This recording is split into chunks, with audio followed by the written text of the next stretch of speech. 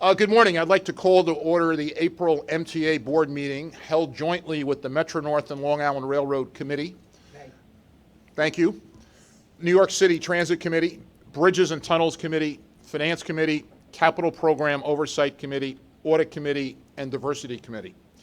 This is also the annual meeting for FMTAC. What, you ask, is FMTAC? It's the first mutual transportation assurance company. It's the captive insurer of the MTA.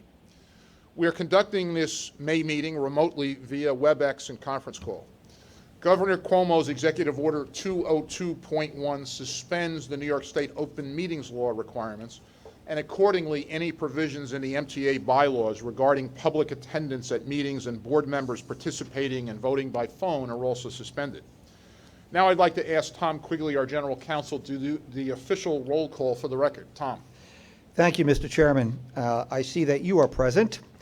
Board members, I will now do the official roll call in alphabetical order. When I call your name, please verbally indicate your presence. Andrew Albert. Present. Norman Brown. Norman Brown. Randy Glucksman. Randy Glucksman.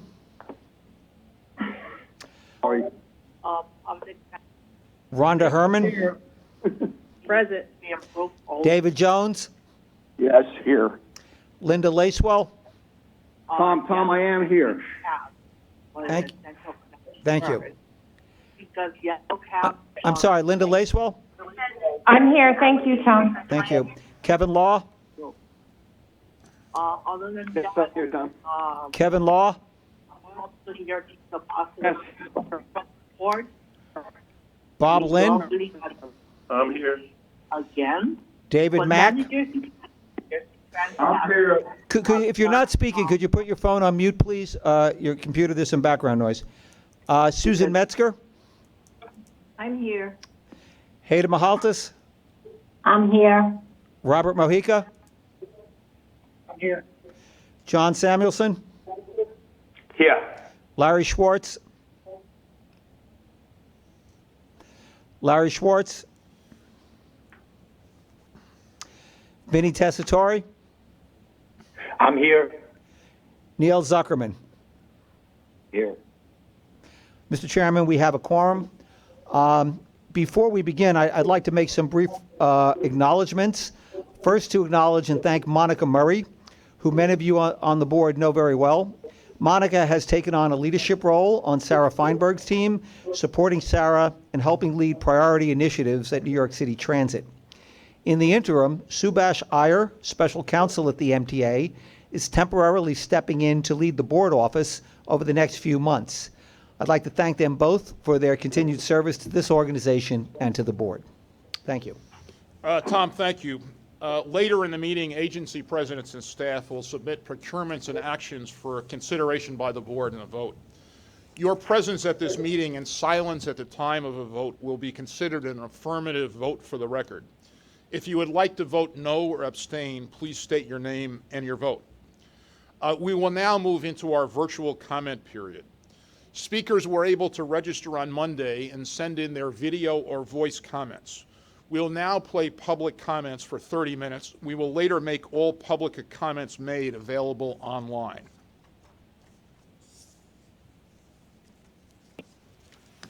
Good morning.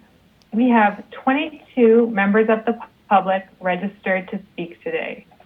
The first 30 minutes of public comment will be delivered at the board meeting, and the remainder will be posted online for the public and board members on May 20th.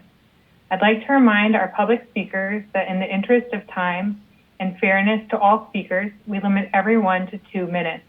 Please be aware that there will be a warning beep to remind you that you have 30 seconds to conclude your remarks. Thank you for your patience and understanding throughout the virtual public comment session. The next speaker is Senator Brad Hoylman. Hello. Good afternoon. I'm State Senator Brad Hoylman, representing the 27th Senate District. I want to thank you for the opportunity to provide comment on the MTA's work during this incredibly difficult and stressful time for our city. First, I just want to give a huge thank you to all the MTA workers including members of TWU Local 100, who continue to go above and beyond the call of duty to keep our public transit system functioning, besides and despite great personal risk. We owe you a debt of gratitude, and we deeply appreciate your work. This pandemic has required us to make many difficult and unprecedented decisions to protect New Yorkers. The decision to close the subway overnight for cleaning and disinfection marks the first time, as you know, in its entire 116-year history that the subway has been intentionally shut down overnight. You know better than I, as well as I, that the subway is the circulatory of our city. It keeps the city moving at all hours of the day and night. And for many, having this 24/7 service is an economic necessity. It allows New Yorkers who work at hospitals, grocery stores, restaurants, and bars to travel safely home and to show up to work the next morning. A report by the Federal Reserve Bank in 2018 found that subway delays and shutdowns disproportionately impact low-income New Yorkers. Public health, of course, has to come first. If health experts tell us the step is necessary to protect New Yorkers' lives, then we should continue to follow the guidance. However, once the worst effects of COVID-19, the MTA must restore the 24/7 service that New Yorkers have relied on for decades. That's why I've introduced state legislation S8328 that would require the MTA and New York City Transit to ensure that the city's public transit systems offer continuous 24/7 service when a state of emergency is not in effect. Currently, the only requirement under law for notification before changing the level of service of facilities is a 30-day written notice to the mayor and the city board of estimate, according to the statute. This bill is going to ensure transparency and ensure that the public are given the opportunity to provide input during the process. Thank you again for the opportunity to provide comment. I'll keep fighting for our public transit system in Albany. Thank you so much. Thank you. The next speaker is Assemblymember Charles D. Fall. Hello, I hope you are all doing well and are safe during this period. I just really want to focus my comments on the bus service on Staten Island. I understand that the local services and some of the express services have been cut as a result of COVID-19. And you already know, like, many of these cuts significantly impact all Staten Islanders. So I just want the board to please keep in mind that whatever cuts are being made now, that they're reinstated in the future, and I will also take into account the safety component too, that we're not jamming Staten Islanders into one space that will put them at risk of contracting the COVID-19 virus. Thank you again. Thank you, Chairman Foy, for your leadership. God bless you all. Be safe. The next speaker is Omar Vera. Greetings, MTA Board. Welcome to the May meeting of the virtual board meeting. As I know, we are still facing the COVID-19 pandemic, but we're making great progress along, both at the city and the state level. So soon enough, we shall reopen and we'll see each other again. I also would like to commend the MTA for implementing the nighttime shutdown of the subway system for deep cleaning in order to limit the possibility of anyone lowering the possibility of anyone catching the pathogen. But like I said, it's a good safety measure to keep it closed, the subway, during late nights for this measure. But thanks for coming up with an alternative service for our essential workers, the essential connector and more bus service. That is definitely needed, and that's very, very thoughtful of the whole MTA staff. And one more thing before I go. Thanks for calling out this failure of a so-called prankster, comedian Josh Popkin. Thanks for calling him out for what he did, like last week or so, when he dumped a crate full of cereal milk to the subway floor on the Bronx bound 4 train. He clearly needed to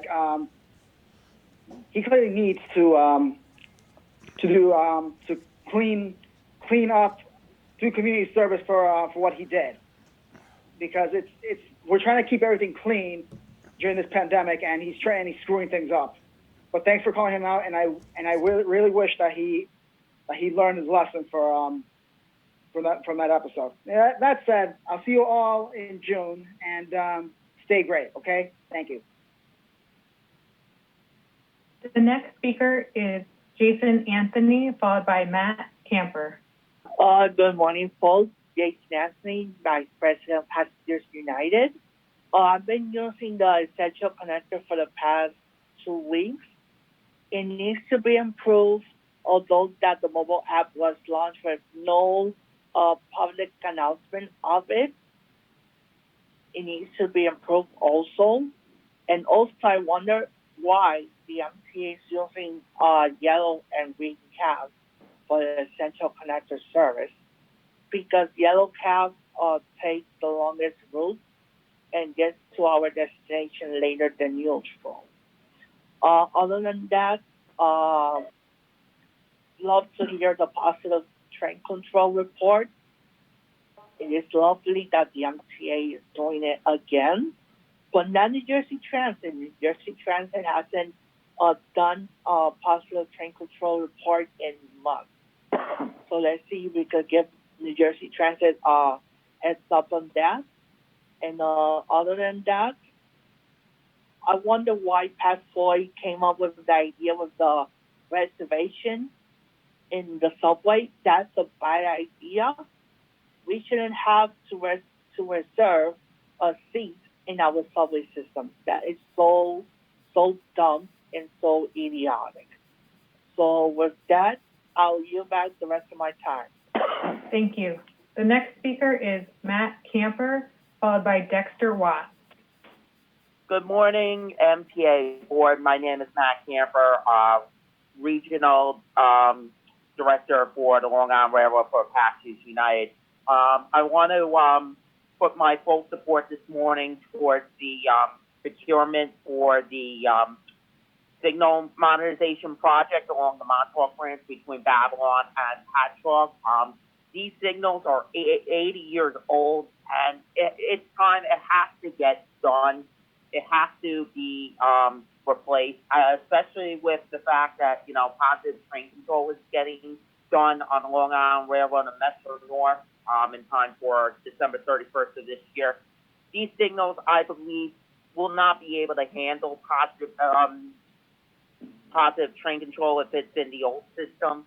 So obviously, the entire Long Island Railroad is getting upgraded, and it's time. I'm very glad to see that President Ng is putting this up for a vote today for the signal modernization along the Montauk Branch, and I'm really looking forward to seeing more, improved train service. And the on-time performance is really getting there, and I'm really hoping that the OTP continues to get better on the Long Island Railroad. And thanks to all the workers, everybody out there who has been doing all the work. So that's it. I'm going to yield back the rest of my time. Thank you so much. Thank you. The next speaker is Dexter Watts, followed by Mary Parisian Lavelle. Good morning. My name is Dexter Watts, and I represent Watts International Incorporated. We were established in April 16th of 1980 by my father, Jim Watts, and we're a proud certified minority-owned firm out of Poughkeepsie, New York, that sells industrial supplies, janitorial supplies, office supplies, and office equipment. We hold certifications in the state of New York, the city of New York, and with the MTA. And we've done business with the MTA for the past several years. And in January, Watts International was selected to be one of the first companies to participate in the Mentor Protege program launched by ESD and MTA's Department of Diversity and Civil Rights. We've partnered with W.W. Granger in order to execute the contract for the MTA for MRO supplies. In recent months, we were able to increase the amount of business with the MTA by helping secure PPE products. I would like to commend the MTA's Department of Diversity and Civil Rights, along with the agency's supplier diversity team, who work hard to ensure that New York State certified firms have equal access through prime and subcontracting opportunities. We're living in unprecedented times, and to have the ability to offer a price competitive and timely delivered product to the MTA is an honor. The biggest challenges that we face are no different from larger companies. Our industry is faced with severe availability issues when it comes to PPE products. Many PPE manufacturers have established a mandate that the federal government, hospitals, and first responders are the first ones to receive the products. Watts International's position is that the MTA is pretty much the petri dish of this global pandemic, and PPE manufacturers need to look at the MTA as a priority agency. Please conclude your remarks. To get these products out. I appreciate that, the time that you guys given me, and have a great day and stay safe. Thank you. The next speaker is Mary Parison Lavelle, followed by John Lavelle.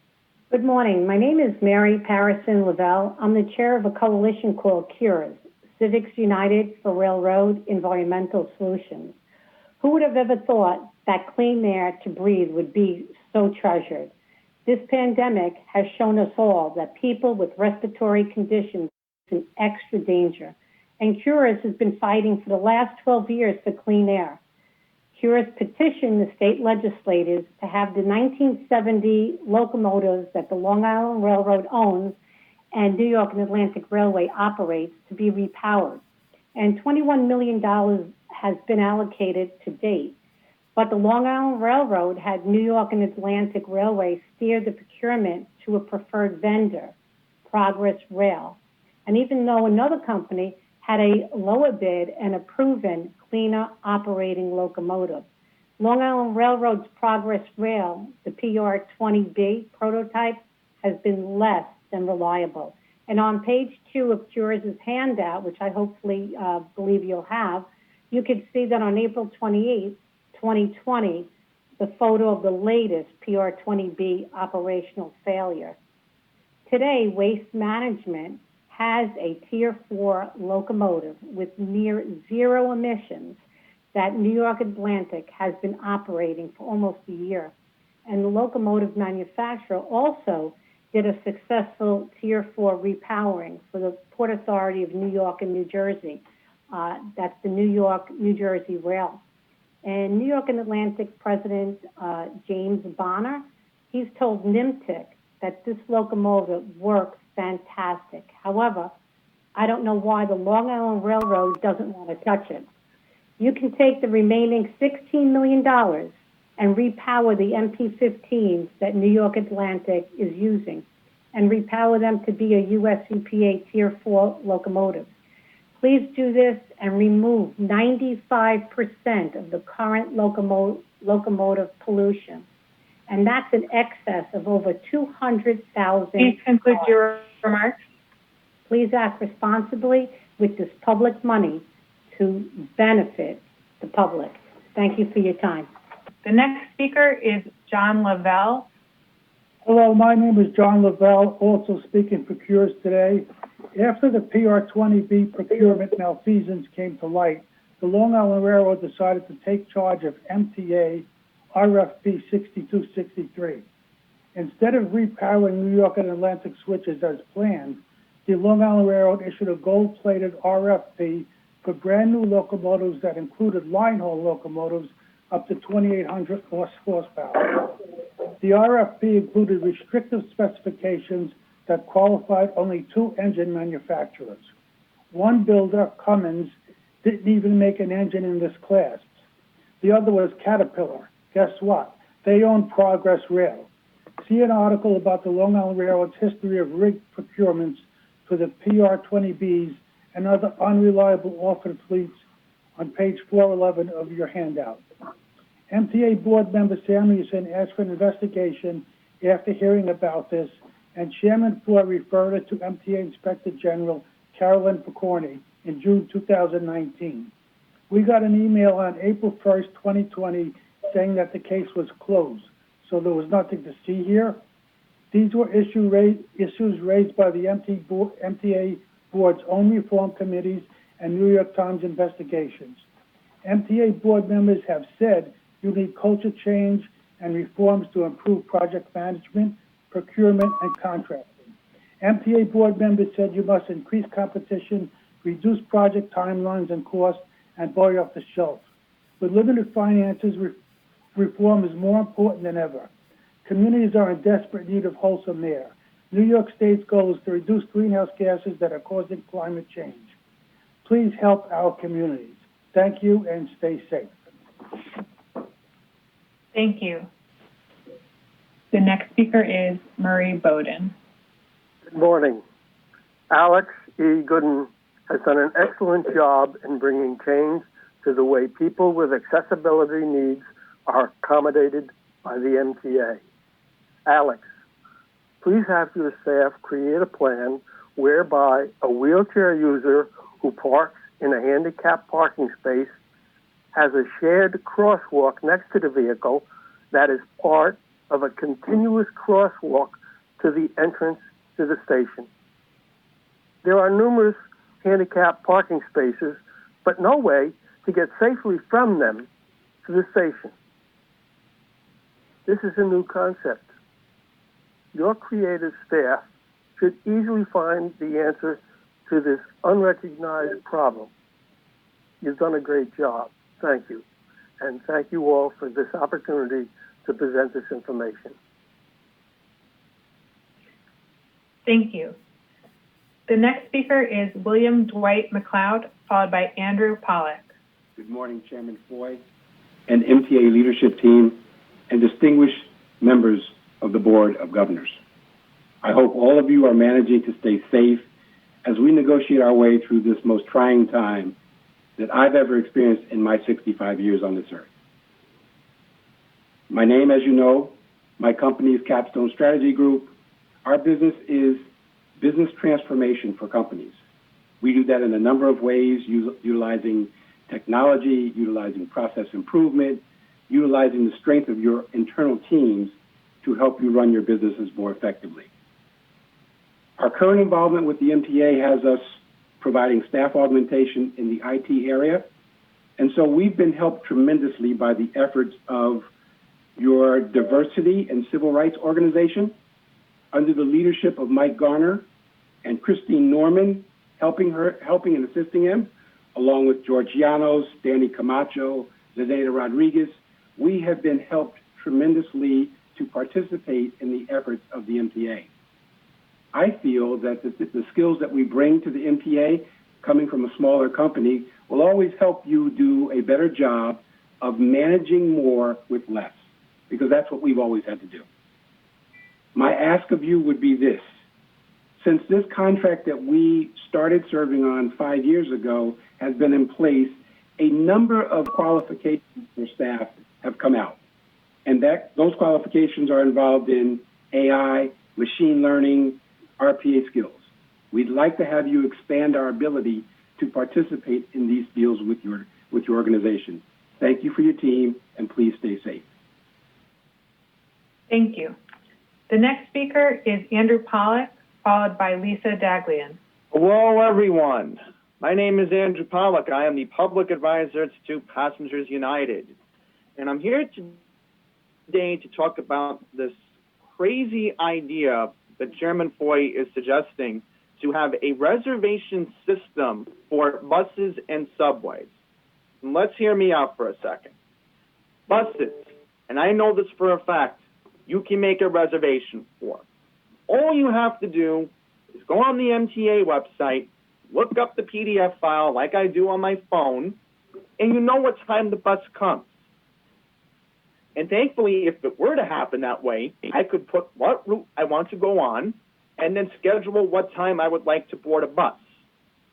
For subways, however, this is the opposite, because many people know I ride the E and the F train a lot, and this was before the pandemic. And what makes me upset is, let's say I go back to my previous lifestyle before the pandemic, where I want to go into the city for leisure, I want to go to the parks, I want to go grab lunch somewhere in Midtown, and I have to make a reservation just to go on the E and the F train. There were 6 million people before this pandemic daily who rode the subway system. Is it logical that we are not going to see overcrowded subways once we do get society back on track? Honestly, no. So my time is up, so I want Lisa to come on, but that's all I want to say. Thank you very much, and I'll see you all in June. Thank you. The next speaker is Lisa Daglian, followed by Rachel Faust. Good afternoon. I'm Lisa Daglian, Executive Director of the Permanent Citizens Advisory Committee to the MTA, PCAC. The MTA continues to move the essential workers who save lives and care for the sick, and all those who allow us to flatten the curve. We thank the transit workers who make this happen and mourn the loss of too many. It's critical the MTA emerge from this crisis ready to serve riders and support the region's recovery. With nearly 10% of the U.S. GDP, as the region's economy goes, so goes the nation's fiscal health. But the MTA cannot sustain itself without substantial support, the kind that only the federal government can provide. On May 6th, the MTA asked Congress for an additional $3.9 billion in funding, and on Friday, the House voted to support that ask through the HEROES legislation. We thank them. These emergency funds are an investment in the future health of the region and the millions of riders who rely on the very transit system that will ultimately allow us to get back in business and looking forward to a new normal. That's going to take a while. Meanwhile, we're learning to live with overnight subway closures. We're looking forward to hearing more about the reopening plan, particularly for the 4 to 5 a.m. time period, which has the heaviest overnight usage, which will only grow as the city and region reopen and construction resumes. We also look forward to full resumption of capital construction. The pandemic has highlighted the importance of improving the system as a whole. Reducing crowding by running more trains faster will be essential to our recovery efforts. The capital program is the lever that'll make that happen. But the MTA can't begin those vital upgrades until there's more federal funding certainty to cover the necessary costs. Those funds will allow the MTA to keep the network operating without having to dip into capital funds, to avoid unlocking the lockbox that keeps the funds separate. If New York doesn't succeed, if transit doesn't succeed, it will have a long-term negative impact on national COVID-19 recovery efforts. We hope Congress is listening. Thank you. Thank you. The next speaker is Rachel Faust, followed by Felicia Park Rogers. Good morning. I'm Rachel Faust, the Senior Research Analyst for Reinvent Albany. We advocate for more transparent and accountable state government, including for authorities like the MTA. First, we would like to express our continued appreciation for the essential work being undertaken by MTA employees. And we honor the more than 100 transit workers who have lost their lives and offer our condolences to their families, friends, and colleagues. These are dire times for the MTA, and we strongly support the MTA's request for an additional $3.9 billion in federal emergency rescue funds. In April alone, the MTA lost nearly $600 million in fare and toll revenue. That was $487 million in fares and about $104 million in tolls. This is a gigantic hole, and the MTA has said it needs $10.4 billion total in federal emergency aid to the end of 2021 to survive. We are working hard with the MTA and transit advocates here and in Washington to get the MTA the funding it must have from Congress. Federal rescue aid is crucial, but it's also vital that New York State does its part and does not balance its own budget by raiding MTA dedicated funds. As Reinvent Albany and 10 of our colleagues wrote to the governor and legislative leaders in April, the upcoming May state budget modification, which has not yet been announced, must respect that MTA dedicated taxes were created to provide a stable and reliable dedicated funding source for subway, bus, commuter rail, and transit capital projects. MTA dedicated taxes should be entirely appropriated to the MTA and not thrown into the state general fund. As it is, the Metropolitan Mass Transportation Operating Assistance Fund, MMTOA, decreased $140 million in April 2020 compared to April 2019. This is a 47% decrease in revenue according to the Comptroller's reports on tax receipts. The MTA cannot afford to have these critical operating funds reduced further through across-the-board cuts to state budget, which if applied to dedicated funds would effectively be a raid on taxes created by the legislature solely for the MTA. We've asked the governor and legislative leaders to ensure that the MTA keeps every dollar of dedicated tax revenue that comes in, with no funds used to prop up the state's general shortfall. Using MTA funds for general state purposes will also diminish the MTA's argument that it needs additional federal funding in order to be able to provide safe and secure service. We will continue to work hard at the federal and state level to ensure that the MTA and the riders it serves have the funding needed to ensure continued recovery of our region, which is dependent on a healthy and functioning mass transit system. Thank you for your time. Thank you. The next speaker is Felicia Park Rogers. Hi, my name is Felicia Park Rogers. I'm the Director of Regional Infrastructure Projects for Tri-State Transportation Campaign. And I would like to thank the MTA workers and the board for all of the extraordinary extra work you've been doing since this started. And I would like to extend our condolences to the families of the more than 100 workers who have lost their lives. Today I would like to have comments based on recent conversations with riders on the MTA and some data that we recently performed. As we all know, the ridership on the MTA is down between 89 and 98% of different branches of the MTA. However, that still means there are approximately 900,000 riders every single day riding different branches of the MTA. And they are experiencing different disruptions in service. Most of those people, according to the Transit Center numbers, 60% of the riders are women and a vast majority are people of color. They are mostly essential workers who are going to our grocery stores, to our hospitals, serving as janitors and security staff across the city and keeping our region running.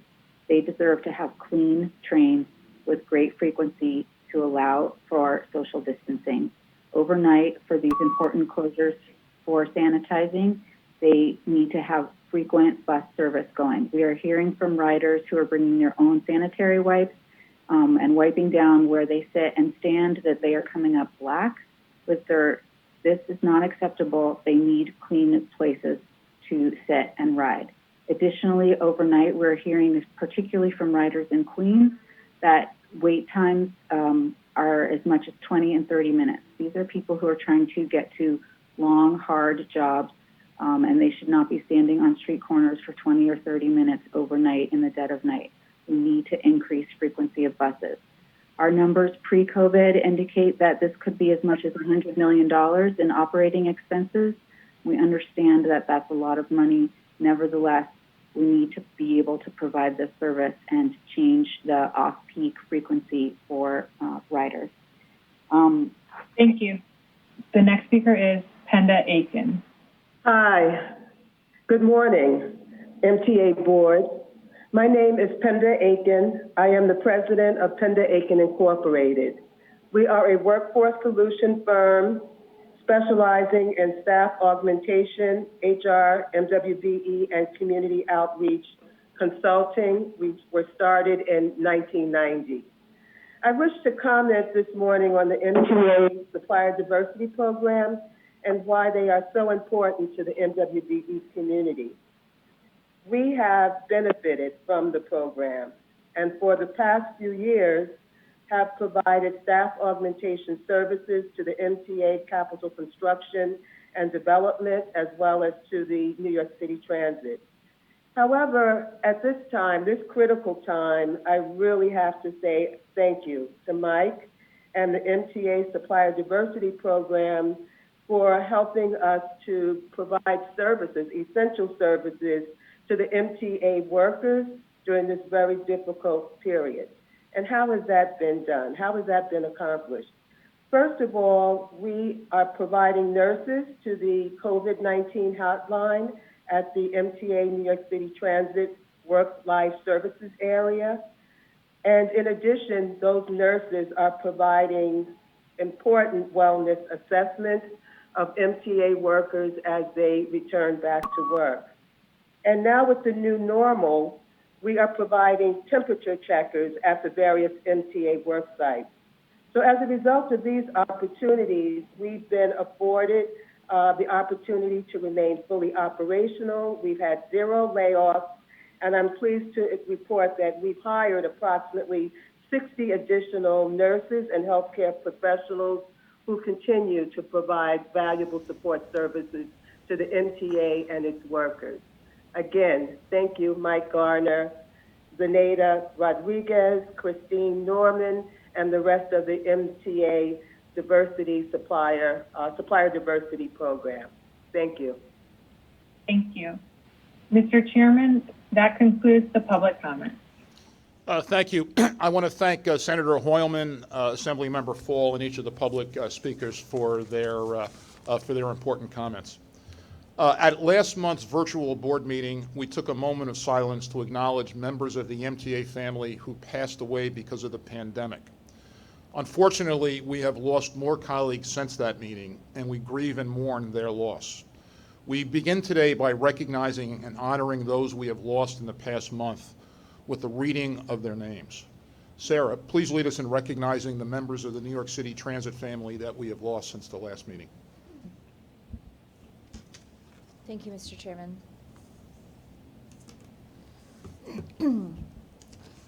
Alfredo Vegas, Anthony Smith, Benjamin Schaefer, Clarence Roman, Budlino Ramirez, Clinton Hines, Denise Colbert, Eliezer Williams, Franchette Woodley, Frankie Gonzalez, Gary Cherry, Harvey Knight, Jarish Patel, Harichand Prasad, Miguel Rodriguez, Paul Hall, Philip Davis, Karn Suri, Ricardo Hill, Jean Levelt Modestyle, Robert Simon, Sabrina Eubanks, Stanley Fong, Thomas Chai, Tamara Thomas, Tydrin Fang, Vinicio Diaz. Sarah. Craig, please recognize the 10 members of the New York City Transit and MTA bus that we have lost since the last meeting. Thank you, Mr. Chairman. It is with great sorrow that we honor the passing of members of our bus's family. Our thoughts and prayers are with their families at this time. Hubert Belgrave, Martin Bond, Michael Borland, Christopher Howard, Ronnie Himeno, Mitchell Rosenwasser, Kevin Rossiter, Walter Watson, Kyoto Williams, Philip Williams. Thank you. Thank you, Craig. Kathy, please recognize our Metro North employee who we have lost since the last meeting.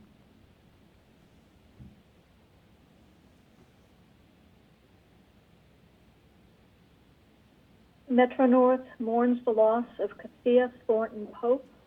Our condolences to her family and all her colleagues who knew her and loved her here at Metro North. And Phil, please recognize our Long Island Railroad employee who we have lost since the last meeting. It is with profound sadness that I report that Long Island Railroad Station Appearance Maintainer James Houlihan lost his life to COVID-19 on April 23rd.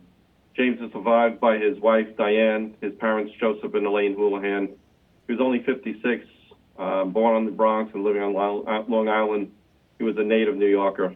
He was a proud member of TCU, Transportation and Communications Union, and a key part of Long Island Railroad's efforts to keep its colleagues safe as we delivered essential service. Please, his colleagues shared with me his always cheerful attitude, his dedication towards his craft, his love of life, and his faith.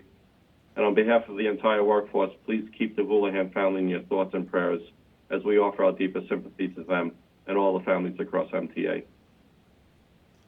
I now ask all of you to please join me in a moment of silence as we reflect on their service and sacrifice.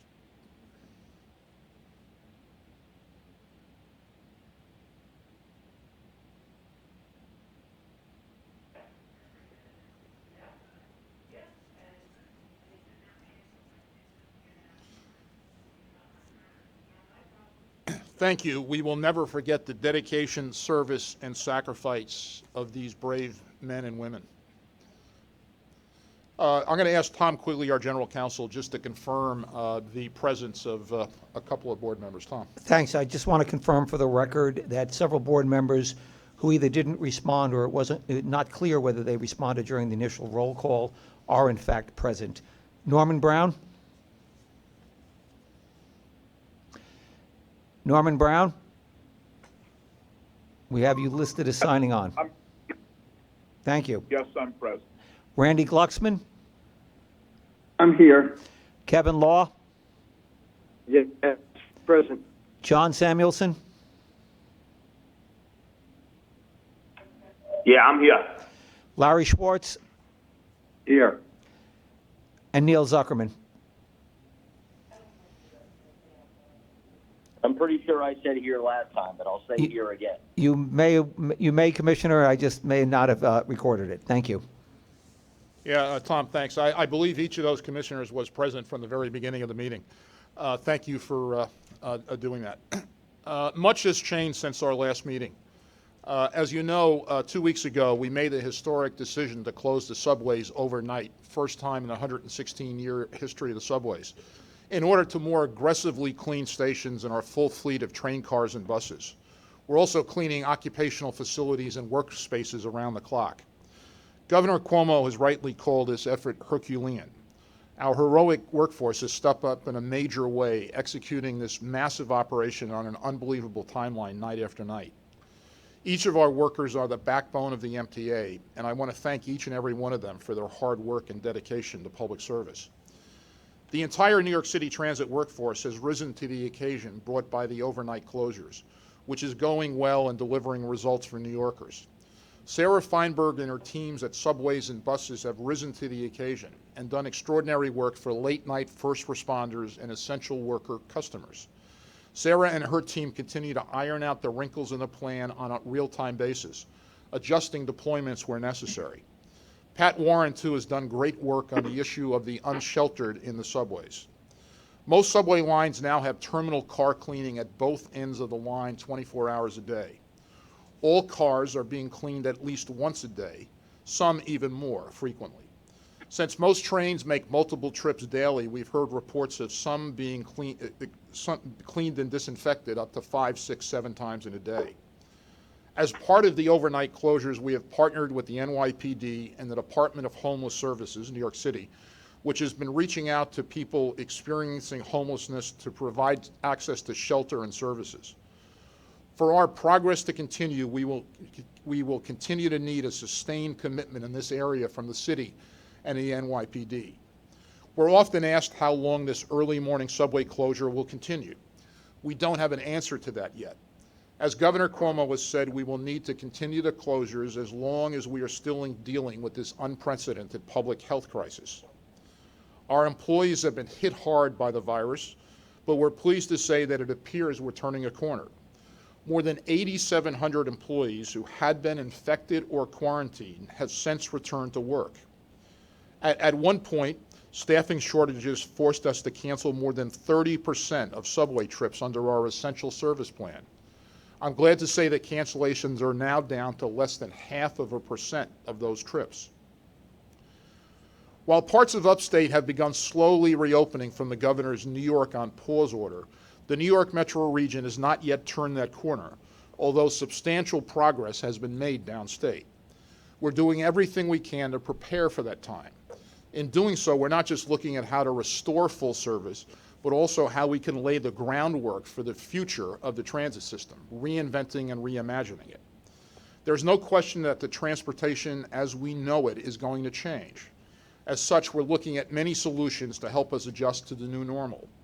We're consulting medical and health experts about the best way to social distance on crowded platforms and rail cars. And we're doubling down on finding innovative new ways to clean and disinfect the system.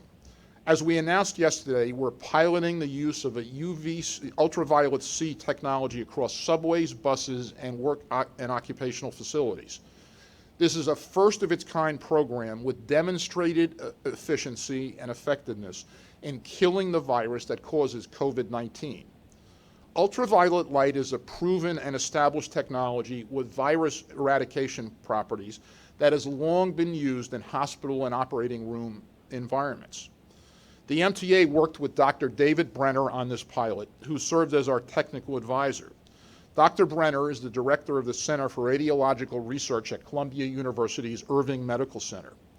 Dr. Brenner has shown that ultraviolet light can effectively eradicate the COVID-19 virus. Accordingly, the MTA has purchased 150 compact ultraviolet lamps to help explore the feasibility and effectiveness of scaling this technology across the system. The first phase begins next week and will last for several weeks. I want to thank and acknowledge the work of Chief Innovation Officer Mark Dowd for his leadership on this exciting new program and other initiatives. We're also working with behavioral psychologists and crowding experts to learn how to best help our riders as we begin to increase service. We've placed markers and platforms in a pilot at the 51st and 59th Street stations on the Lexington Avenue line to evaluate their effectiveness. Other cities around the globe have used advanced reservation systems, an idea we were looking at, but may be difficult to implement in a subway system given the number of stations we have. To help us evaluate strategies being used by transit agencies around the world, we are partnering with WSP, an international consulting and construction firm, to create a global practices report that will identify new developments in protecting public health for customers and employees, which we will discuss in greater detail later on today. We're also exploring the idea of providing hand sanitizers at stations and deploying traffic controllers to modify platforms. And as always, we are committed to providing all employees with the protective equipment they need to perform their jobs safely. Additionally, plexiglass barriers have been installed at our employee facilities, and we have mandated social distancing, including in crew rooms. We've created social distance from operators on buses with plastic sheeting and are exploring more permanent solutions. And we expect to continue expanding our temperature brigade, which has taken 130,000 temperatures of employees since it was created in March. At every step of this process, the MTA is coordinating closely with health experts, the city and state, business leaders, and our labor partners. We're advocating for businesses to allow employees to continue working from home, stagger shifts, or encourage flexible shift times, or alternate days for employees to come in to help alleviate density on mass transit and in general. We here at the MTA are leading on this effort with a return to work plan for our employees. We'll be staggering schedules with a significant percentage of employees continue to work from home. All employees in the office will be temperature screened upon arrival daily. I want to thank Maria Pelican, our COO, for coordinating this approach. The bottom line is that the MTA will leave no stone unturned to restore public trust and confidence in the transit system. It is our #1 priority to ensure the safety of all those who travel with us and work with us. I've seen naysayers claim the city won't be the same and mass transit won't come back fully. But we've all heard similar fears after the 9/11 terrorist attacks and Superstorm Sandy. New York and its people are resilient, or to use Governor Cuomo's word, New York tough. We're New Yorkers after all. We will get through this, and mass transit will not only rebound, but will be a major factor in this recovery as the city and region reopen and people start returning to work and restaurants. As they go back to Yankee Stadium and Citi Field and our world-class museums and cultural offerings like Broadway, restaurants, retail, and all that makes New York, New York. But the efforts to make sure our system can recover and move forward come at a high price, in the hundreds of millions of dollars above the amounts budgeted in the 2020 financial plan and budget. We're spending more than ever before on cleaning and disinfecting, and these expenses are not likely to decline anytime soon. As ridership across the system has declined precipitously, so has our revenue from fares, tolls, and various state, local, and regional taxes and subsidies. A word about federal funding. To survive this pandemic, we urgently need significant additional federal assistance. The MTA is standing together with other transportation agencies nationwide to call on Congress to act again and protect our industry. We thank our leaders in Congress, particularly Speaker Nancy Pelosi, Senator Chuck Schumer, Chair Nita Lowey, Congressman Hakeem Jeffries, and Congressman Espaillat, and the entire New York congressional delegation for the nearly $4 billion allocated to the MTA in the CARES Act. And we thank President Trump for signing the measure into law and expediting those payments, the first one of which we received last week. These funds are critical in allowing us to continue service. But the reality is that figure was a mid-March estimate of our needs. Now, with a fuller picture of the crisis, we're calling on the federal government to provide an additional $3.9 billion to the MTA just to cover the COVID-related operating deficit for the remainder of 2020. We thank the House for working to ensure that we have the necessary funds through the end of the year by including needed transit funds in the HEROES Act, which passed the House last week. We hope the Senate will follow suit. I want to acknowledge the work of Jano Lieber, Naomi Rennick, and Kyla Hines here at the MTA for their tireless work advocating for our agency and New Yorkers. We thank the New York business, real estate, and labor communities for their support for MTA funding on a bipartisan basis. Pandemic funding is a national issue that requires a national solution. The New York City metropolitan region accounts for approximately 10% of the nation's GDP. New York and the country as a whole cannot recover without a robust mass transit system here in New York. And the reality is the state and the city are in the same dire financial straits as we are and are in no position right now to come up with the funding the MTA needs. We need federal action, and Congress can't drag its feet. To cover projected deficits in both 2020 and 2021, the MTA will need a total of approximately $10.4 billion, including the $3.9 that we received in the CARES Act. Chief Financial Officer Bob Foran will expand on this further later today. But the main takeaway is there's no time to waste. We are appreciative of the support we've received so far from both sides of the aisle.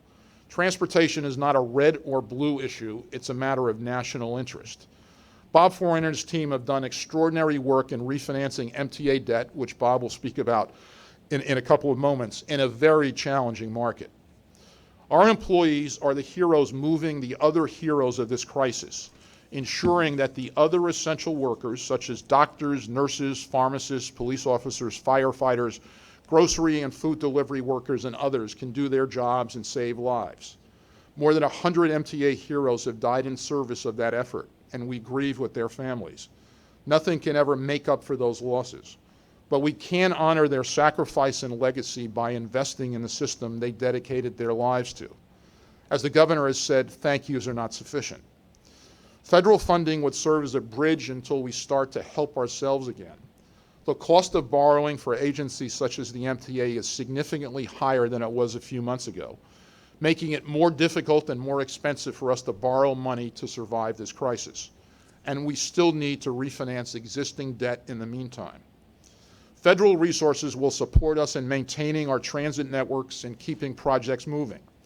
We refuse to turn back the clock and lose out on the tremendous progress we had been seeing before the crisis. Protecting our historic $51.5 billion capital plan will ensure the continued strength of the sizable public transportation dependent workforce, both during and after this national public health emergency. We know from our experience with the L-Train project that we can continue to do hard things during this pandemic, like enacting temporary weekend and overnight closures to deliver more capital construction on time and in innovative, more efficient ways. We can't and won't let these efforts fall behind. Thank you. I'm now going to turn to Pat Warren, our Chief Safety Officer, for an update on the latest actions we've taken in our agency's COVID-19 response to protect employees and customers. Pat. Thank you, Chairman. As is always the case, the health and safety of employees and customers is our top priority. MTA has seen the daily number of employees reporting positive for the virus drop to less than a dozen. Further, the number of employees home on quarantine has dropped from a peak of nearly 6,000 in early April to approximately 1,300.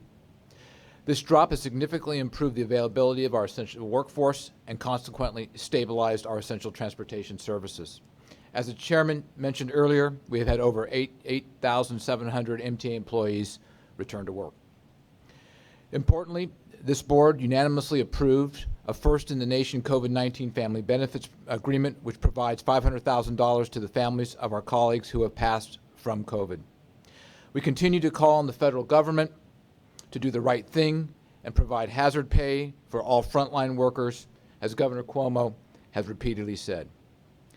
Over the course of the past 2 weeks, the New York City Transit subway system has been closed to customers between the hours of 1 and 5 a.m. since the 6th of May. This closure has enabled MTA to enhance several of its safety and security measures, which are crucial to the employees and customers during this pandemic. Of major significance is the enhanced cleaning and disinfecting of our subway stations and trains. Where we were disinfecting trains every 72 hours previously, we are now there. These tasks are now accomplished daily. In fact, as the chairman just reported, we're now hitting our trains multiple times a day to ensure they are cleaner and safer than ever. A further note is our standard-setting testing and subsequent introduction of new, superior disinfecting products and technologies. Again, as an example, the chairman described the introduction of ultraviolet disinfecting, a process that is among the first to be recognized by national labs to kill COVID-19. The MTA, together with our city partners, has further leveraged the unique opportunity presented by this nightly shutdown to connect the vulnerable homeless population with the services they need and deserve. The numbers of New Yorkers experiencing homelessness that have accepted services has increased substantially and is an incredibly positive result for all of New York City. The MTA continues to take aggressive action to battle the virus, including continuing to distribute over 2 million masks and 400 million pairs of gloves to our workforce, sustaining rear door boarding on buses, and constantly cleaning and disinfecting employee workspaces. We are adding plexiglass in workspaces across our operating agencies and are exploring permanent solutions on our buses to further protect operators. We led the transportation industry with the introduction of temperature screening at critical nodes within the MTA system, and now we are prepared to expand this health screening to all our employees that come to work each day. And as was stated earlier, we've already checked about 130,000 temperatures during this crisis. We've also expanded our partnership with Northwell Health, GoHealth, and BioReference Laboratories to provide antibody testing for all MTA employees throughout the New York metropolitan region at no cost.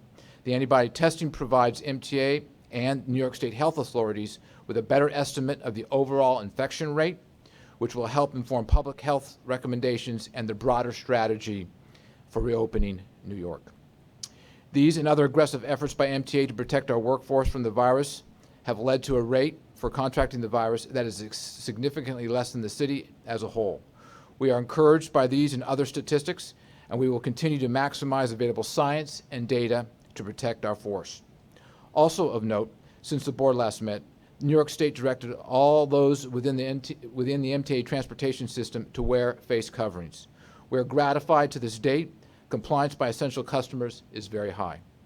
We ask that all who use our system to directly contribute to the overall health of New York City by making every effort to maintain 6 feet of separation between their fellow passengers. We further ask that if a car or bus has reached a capacity that does not promote 6-foot spacing, customers move to a car or bus where social distancing can be sustained. Chairman, this concludes my report. Thank you. Thank you for the report. Any questions from any board member for Pat Warren? Okay. I now want to talk about a COVID-19 global practices review that we're going to conduct. As I've mentioned in recent weeks, since the pandemic landed in the United States sometime late February in March with confirmed cases in other parts of the country, the MTA has been looking at what transit agencies around the country and around the world have done or are considering to address the unique challenges posed by COVID-19, in addition to working closely with public health officials at the state and city levels. In reviewing transit responses to COVID-19, we began in Asia where the pandemic started, then Europe where it traveled next, and finally North America. The next step in this process is formalizing the practices and emerging innovations which we have observed domestically and internationally. Mario Pelican, our COO, has been active working with monitoring and working with APTA and UITP, the national and international trade associations, on this work, has been keeping the agency presidents informed of what's going on around the world. But to support us in the next step, the MTA has partnered with WSP USA, from whom you will hear shortly, to develop a global practices report summarizing actions undertaken by transportation agencies and transit-adjacent industries to manage COVID-19 operations and recovery. WSP previously partnered with APTA, the American Public Transit Association, and the Johns Hopkins Bloomberg School of Public Health to develop a transit industry guidebook, a helpful guidebook, the COVID-19 Pandemic Public Transportation Response, Safeguarding Riders and Employees is the title of the guidebook. The Global Practices Report that WSP is developing for the MTA will identify new developments focused on protecting the health and safety of employees and customers since the APTA guidebook was released last month. Joining us today by Zoom in a couple of minutes are the two project leads from WSP. Mike Marino is WSP's Managing Director of Transit and Rail Engineering. Mike is an expert on transit and rail, and his extensive railroad experience includes assignments for Amtrak, Long Island Railroad, New Jersey Transit, SEPTA, Metro North, and New York City Transit, with a deep knowledge of rail operations in this region. He concluded his career as the man running PATH for the Port Authority of New York and New Jersey. John Gasparin is WSP's Mid-Atlantic Transit and Rail Services Lead. His multidisciplinary background includes a comprehensive understanding of transit operations and public health, and he has coordinated projects with many federal transportation agencies, including the FTA, FHWA, and FRA. John served as the WSP lead on the APTA report that I just mentioned. Additionally, Dr. Aisha Rivera will be serving as an independent advisor to WSP. Dr. Rivera is board certified in occupational and general preventative medicine and public health. We've distributed copies of the team's resumes to the board this morning and posted them to director's desk. I'll now turn it over to John and Mike for a short introduction to themselves and their work. They'll return to brief the board when the report is complete and will be available for further questions and discussions at that time. The report will be distributed and made public when it's completed as well. Mike and John. Sorry? Hey, Pat, it's Kevin. Yes, Kevin. What universities did you say they're affiliated with? So, Kevin, the resumes were posted earlier. Dr. Rivera is a chair of the Occupational Medicine Program director at the Bloomberg School at Johns Hopkins. She is also a physician and worked with WSP on the APTA report. She can't join us today for schedule reasons, but will be a consultant and advisor to WSP going forward. And let me turn it over to Mike and John at this point. Okay. Hello, everybody. My name is John Gasparin. I'm the project manager for WSP on this assignment. And what I'm bringing in terms of a functional role is also my background in public health and transit operations. I have a degree in biology. I was a former New Jersey registered environmental health specialist, which is essentially a license to work in a public health department.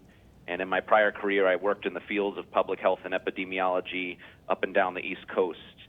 Over a decade ago, I entered the transit industry as a planner and since have grown to lead WSP's transit and rail services in the Mid-Atlantic across the full range of disciplines, including rubber tire and steel wheel planning, design, procurement, construction, and maintenance. As the chairman mentioned, I also was the lead author on the APTA COVID-19 guide. Mike Marino, are you on the line, and can you introduce yourself as well?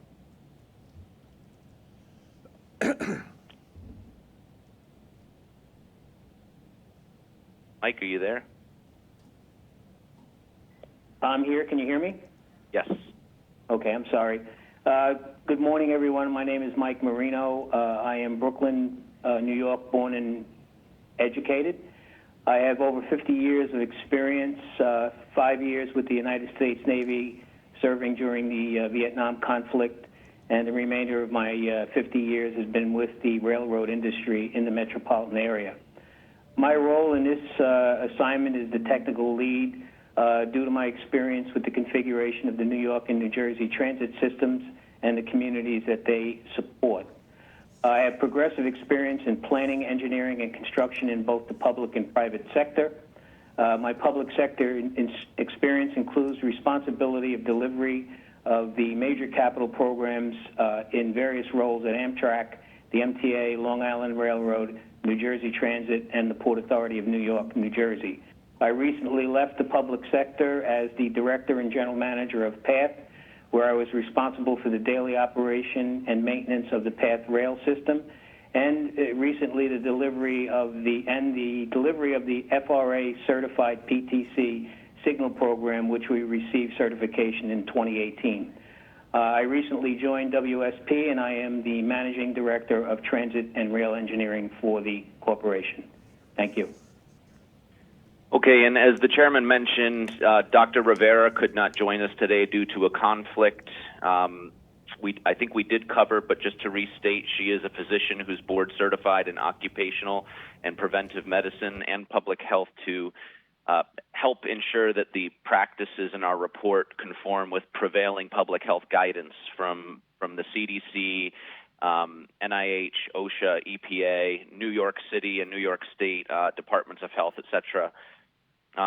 While her schedule would not permit her to join us today, she is serving as an advisor to our team and functions in that role. And she was also a contributor to the APTA guide.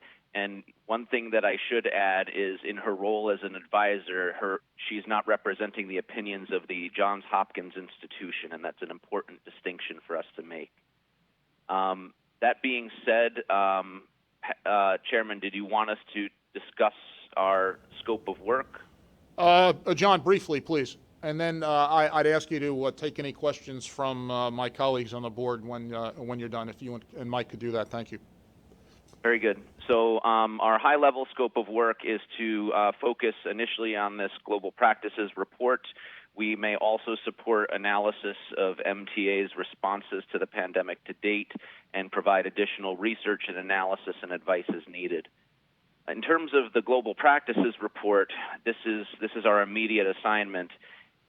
Its purpose is to provide MTA with additional measures that can be considered to protect human health in the transit system. As he mentioned, it would build on the APTA COVID-19 guide with international examples above and beyond what's included in that APTA guide. We're casting a wide net to identify cross-industry examples from around the world in areas of pandemic management frameworks, screening, testing, and contact tracing, social distancing, indoor air quality, surface disinfection, personal protective equipment, and also special measures that other organizations have taken to protect vulnerable populations. And something to bear in mind with this assignment is that public health guidelines in other parts of the world are different than they are here in the United States as it relates to COVID-19. So part of our job will include pre-filtering these practices to ensure that they align with the prevailing U.S. public health guidance. And one last distinction to make, too, with this report is the report won't be making specific recommendations to MTA, but provide the agency and its stakeholders with case studies that can be considered for use in the MTA system.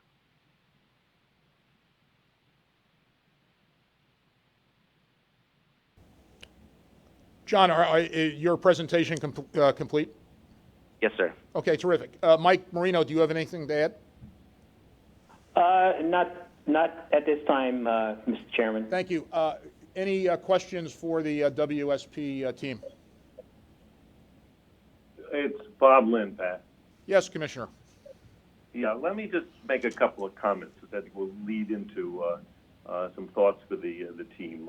First, you want to join in applauding the extraordinary work of the workers and MTA leadership. I certainly applaud the late night closures followed by the deep cleaning, the innovative use of ultraviolet, early use of PPE, the barriers, the temperature taking, the testing. All obviously were things that were critically important. I would applaud now moving for expert medical and public health advice, getting the expertise of Columbia University, Johns Hopkins. I think that is extraordinarily important. I would like to hope that Dr. Rivera also can draw on Johns Hopkins, not just her own, but obviously they are the experts in the field. But I think ultimately, the public will not be safe unless our workers are safe, and that it is critical to work on the health and safety of our workers that are sick and have tragically died at extraordinary rates. One can't help but look at the article in the New York Times today talking about correction officers at Rikers Island, and I think, I'm not certain the Pat Warren statistics, but I believe the statistics of the transit and bus workers is perhaps 3 or more times worse than the correction officers at Rikers Island. And that, to me, is a frightening problem that we must come to grips with, and that I would hope that by the time we are ready to expand service, there are no more cases among transit workers, that we have done what it takes to create absolute safety within the system, and that will be the way that we can publicly entice people back into the mass transit system. So I really look forward to the work that WSP is doing. I look forward to the work that Dr. Rivera is doing, and I think it is critical. Without their successful work, we will never effectively move back into public transit in the way it has to be in New York City. Thank you.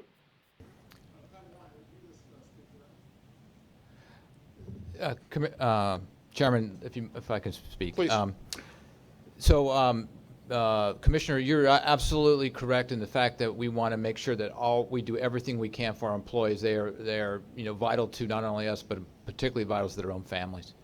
And that's just everything to us. I will say, though, that our statistics are not much worse than Rikers Island. Matter of fact, they're much better than Rikers Island, and I can go over those with you. We are at par or better than almost every industry that's in New York City, and we continue to find, because we're being innovative, and we continue to try to find remedies for using future technologies, et cetera, and protocols to make sure that we get even better. Thank you. Any other questions from board members for WSP? Pat, if I could just ask WSP to look at those issues of statistics and come back with a report on their findings. Okay, we'll talk to WSP about that, Bob. Anybody else? Pat? Yes. It's Andrew. Andrew. Yes. What did you state, or did anybody state a timeline for when this WSP study will be done? Yeah, the WSP Global Practices Study, they've started work on it already, Andrew. I would expect that there will be a written report around the time of the June board meeting. And we are talking with the WSP team literally multiple times a day. Thank you. You're welcome. Any other questions? All right, thank you. John and Mike, thank you for joining us virtually. Thank you, Chairman. Thanks. We'll now hear from Bob Foran, our Chief Financial Officer, for an update. Before Bob begins, I want to commend him and his finance team, led by Patrick McCoy, for the remarkable work they've done and the significant financing activities they've accomplished with success over the past few weeks in a very challenging market. Bob will speak to that and other issues. Bob. Thank you, Mr. Chairman. So I will talk about the financings, I will talk about the CARES Act funding, I will talk about our liquidity, but let me start first with just Budget Watch. The full Budget Watch is included in the exhibit section of the Finance Committee materials on Director's desk. Let me highlight some key points. The May Budget Watch reflects operating results through April and subsidies received in May. It reflects the first full month of COVID-related impacts. Passenger revenues for April are down $486 million, or 89%. Bridge and tunnel revenues are down $104 million, or 60%, for a total revenue loss versus budget for April of $591 million, or 82%. Passenger revenues year-to-date are down $633 million, or 33%. Bridge and tunnel revenues are down $146 million, or 22%, for a year-to-date total loss versus budget of $828 million. Operating expenses for April were favorable by $75 million, or 70%, and largely reflect timing impacts across all agencies. Agencies are holding back on expenditures that they would otherwise make that are not critical but are important to try to conserve and save money. Other contributing factors include savings on fuel and electric costs due to lower rates and consumption due to the reduced service under the Essential Service Plan. Operating expenses year-to-date were favorable by $210 million, or 5%, for similar reasons to April. MMTOA and the petroleum business tax payments were not available by the time of this report. Payroll mobility tax in April is down $57 million for May, or 33%, and $47 million year-to-date. For-hire vehicle receipts were down $23 million, or 62% for the month, and 30% year-to-date. Real estate revenues were down $52 million, or 57% for the month, and $38 million year-to-date. Lockbox revenues, that's the mansion tax and the internet sales tax that were dedicated for the capital program, but the legislature has given us the ability to use it for 2 years for operating support. We're down $27 million for the month, or 49%, and $104 million year-to-date. With CARES Act funds, we have received $1.3 billion, the first installment of the 3.9 CARES Act funds, representing the net operating expenses from January 20 through the end of March. With regard to our liquidity, we currently have liquidity resources of about $4 billion, consisting of current running cash balances of $1.6 billion, and that includes the $1.3 that we just received from the CARES Act. Internally available flexible funds of $1.2 billion, and that's basically our pay-as-you-go capital monies. OPEB resources of $336 million, and commercial bank lines of credit totaling $900 million, $704 million of which has been drawn. We continue to be in the market looking for additional lines of credit, and we are receiving favorable responses. With regard to financing activity, we had $1 billion worth of bond anticipation notes due May 15th. We sold tax-exempt long-term bonds to take those out. There's been a disruption in the short-term market. Effectively right now, the short-term market costs as much to borrow as the long-term market.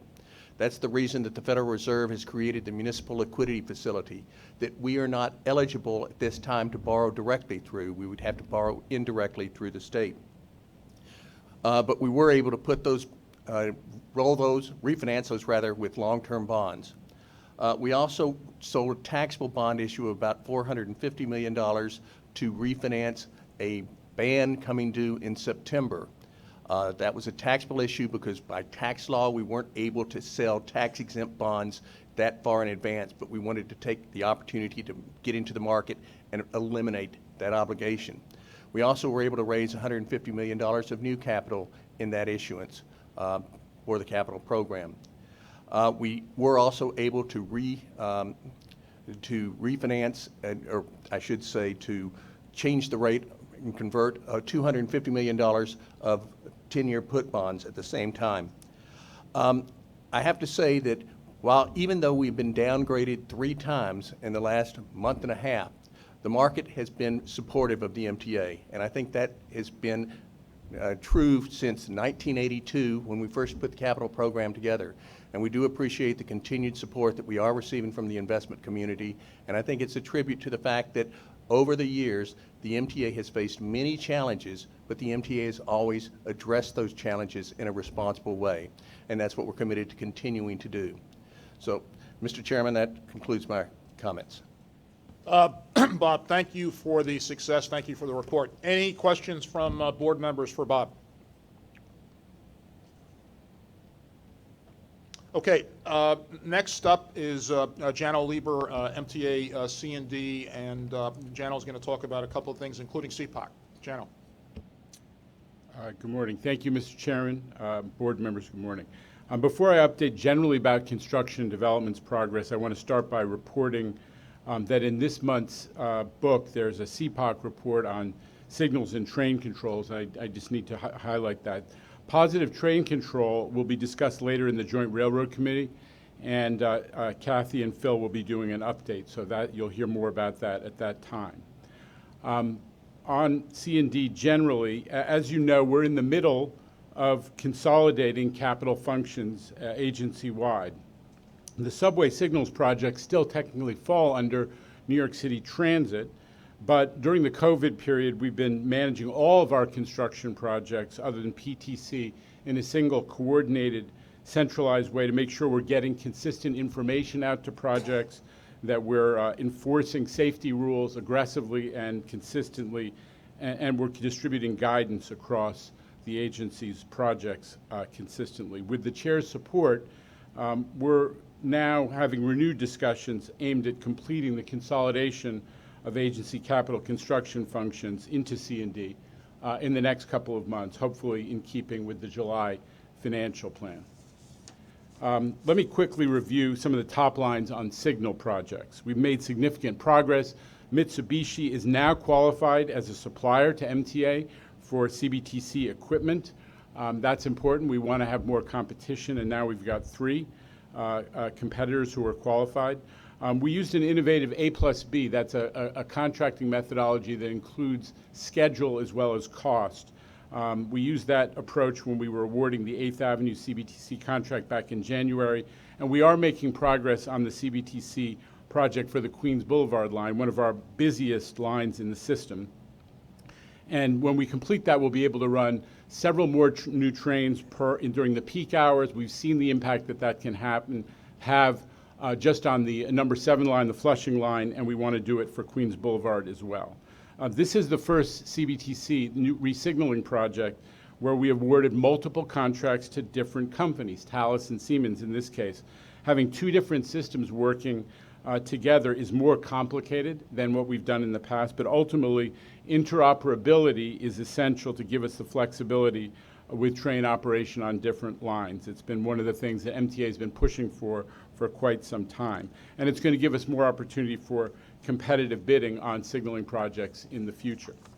Another project that is in the CPOC cycle right now that I want to highlight with some concern is the bus radio project, which is a transit project. It's been ongoing for some years now. We're replacing all our old analog radio communication systems with more reliable digital systems, which is going to improve service as well as emergency response. This involves building new radio towers at 3 locations and 19 new antenna towers on MTA property across the city. Substantial completion has been slipping for some while, but as of now, it's slipped 6 to 9 months due to several factors. There are project management issues with the contractor, which I've been digging into. There are real estate issues, and there are some COVID delays. We're mitigating this by aggressively interacting with the contractor, Parsons Transportation Group, by dealing with our own issues about coordination between operating facilities and the capital group that is responsible for this project, and by using creative real estate solutions. In a couple cases, we found private locations to install antennas. So we're hacking away at this, and I'm going to be keeping everybody apprised at how it's going.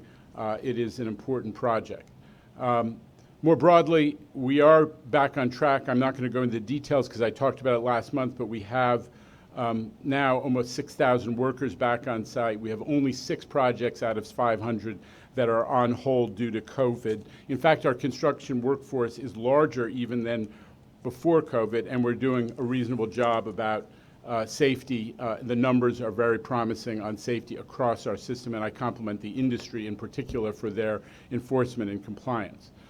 Big milestones on some big projects. On the left, you see that we are far along installing the escalators for the new 33rd Street entrance to the Long Island Railroad concourse at Penn Station, which also lands close by that major subway entrance. We obviously hit the milestone on the L train. Everybody was very excited about that. We have closed the Times Square shuttle, so we can actually use the COVID period to get more work done, to move the schedule ahead. And the screen installation across the system has not only reached 240 stations and 5,000 screens, but more importantly, we now have the capacity to actually tailor messaging to individual stations, to individual lines. That will give us some real strength in the post-COVID period, communicating with our customers, and I know that transit is really going to make use of that. Other projects on the third track Long Island Railroad project, we have actually closed the School Street crossing. This was the site of an awful accident a year ago, and we're actually eliminating the grade crossing there. That project is going full steam ahead, on time and on budget. Phil will talk more about the ADA elevators that have opened at the Murray Hill Station and Port Jervis and Metro North, which is an important west of Hudson stop. We have aggressively moved forward with construction of a high-level platform, so we're getting that done. But obviously there is slippage in schedules across the system. With New York on pause, we're holding our own, but new program commitments, which are actually on hold for all the reasons that Bob Foran just got into, are getting pushed to the right. In the meantime, we're moving forward on design and engineering, but just to be clear, the $13 billion goal that we set for ourselves at the outset of this year after the legislature and the governor approved the capital program is not going to be met.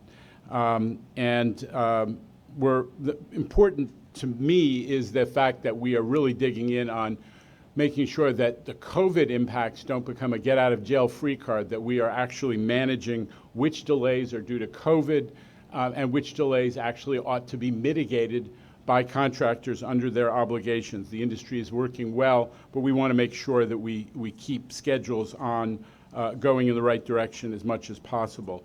It's going to be possible to reset the capital program's goals and schedule once we have the federal aid issue resolved. The chairman talked at some length about that. That is really the linchpin of any effort to reset the capital program's schedule.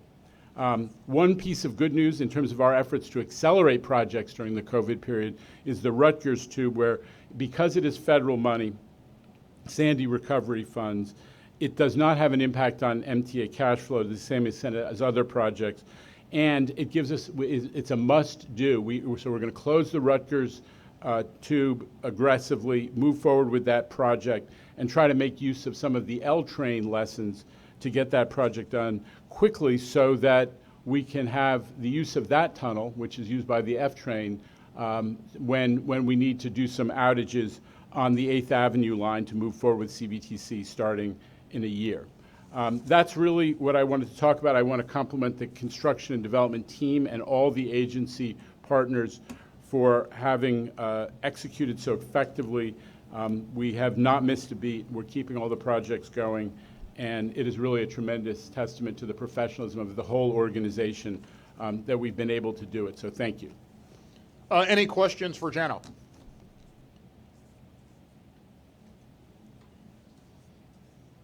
All right, terrific. Thank you. The minutes of April's joint meeting and minutes from each committee have been distributed to all members. Are there any corrections or omissions? Andrew Albert?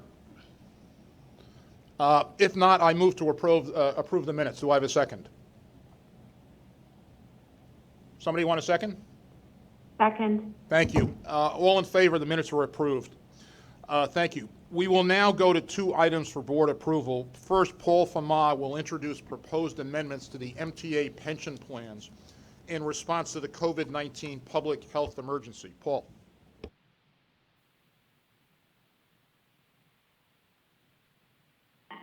Thanks, Pat. I'd like to introduce for your approval, Commissioners, a pension proposal, which I'm sure that you can C is one that we've encouraged people to accept. And, Pat, I wonder if you could just give some details. Let me provide some context and background. The state has temporarily suspended the application, the state of New York has temporarily suspended the application filing period for state pensions. We're talking about MTA pensions. But the state has done that through June 7th, so on a temporary basis, and that was done by the governor's executive orders relating to COVID-19.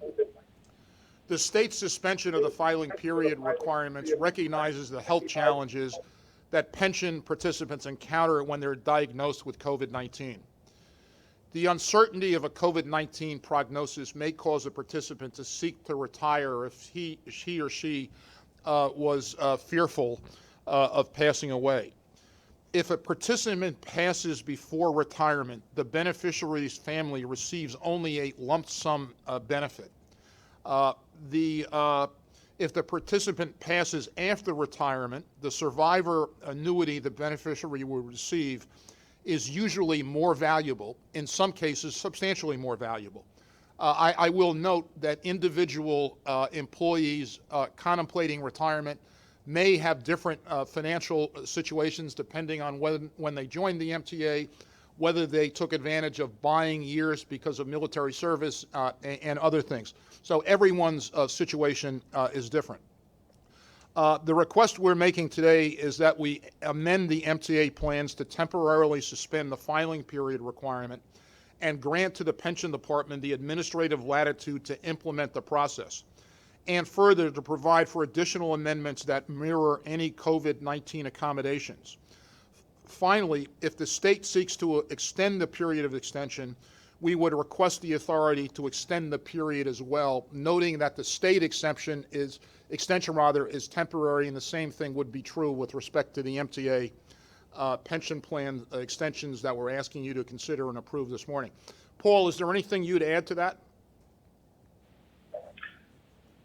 No, Pat, I think you've covered it well. This is an important change, but one that I think will be well received.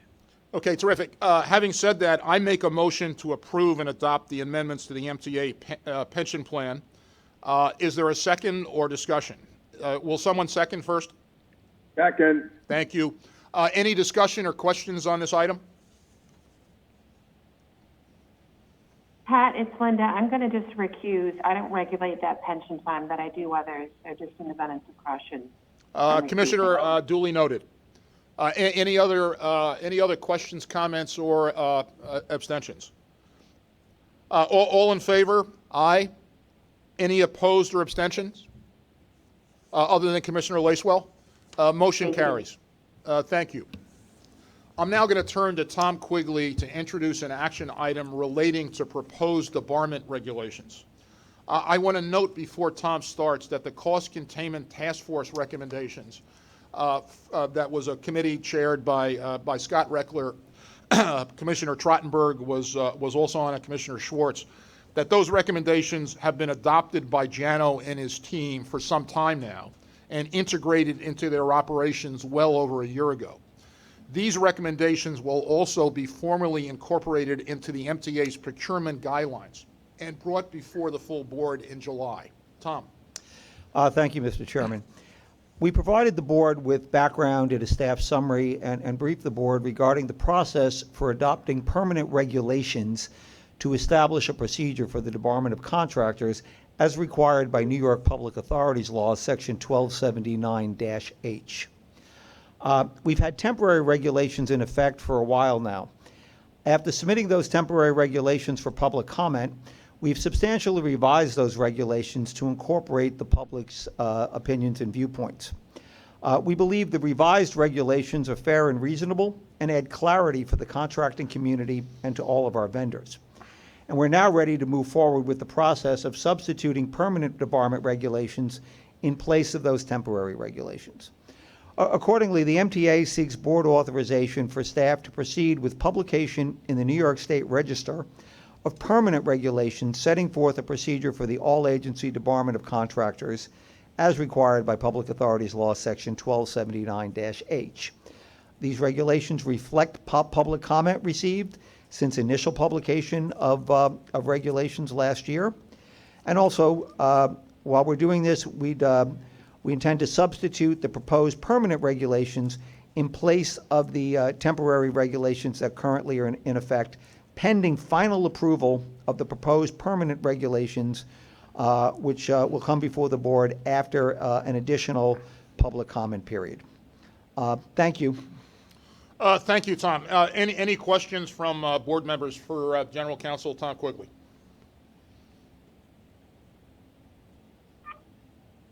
All right, I'll make a motion to, I'm sorry, was there a comment? I'll make a motion to authorize the proposed action. Do I have a second? Second.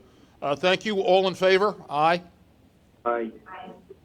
Any opposed or abstention? The motion carries. Thank you. I'm now going to turn to Phil Lang, President of the Long Island Railroad. Phil. Good morning. The heroic efforts by the Long Island Railroad workforce has helped the region pass the apex of the curve. Because of their efforts, healthcare workers, first responders, food service workers, utility workers, MTA employees, and others have been able to safely use the Long Island Railroad in the battle to save lives. Here at the Long Island Railroad, 80 of our employees are currently in quarantine, significantly lower than our single-day high of 440 on April 5th. Even more promising is that we've had 1,174 total employees return to work. 268 of 291 employees that have contracted the virus have also recovered and returned to work.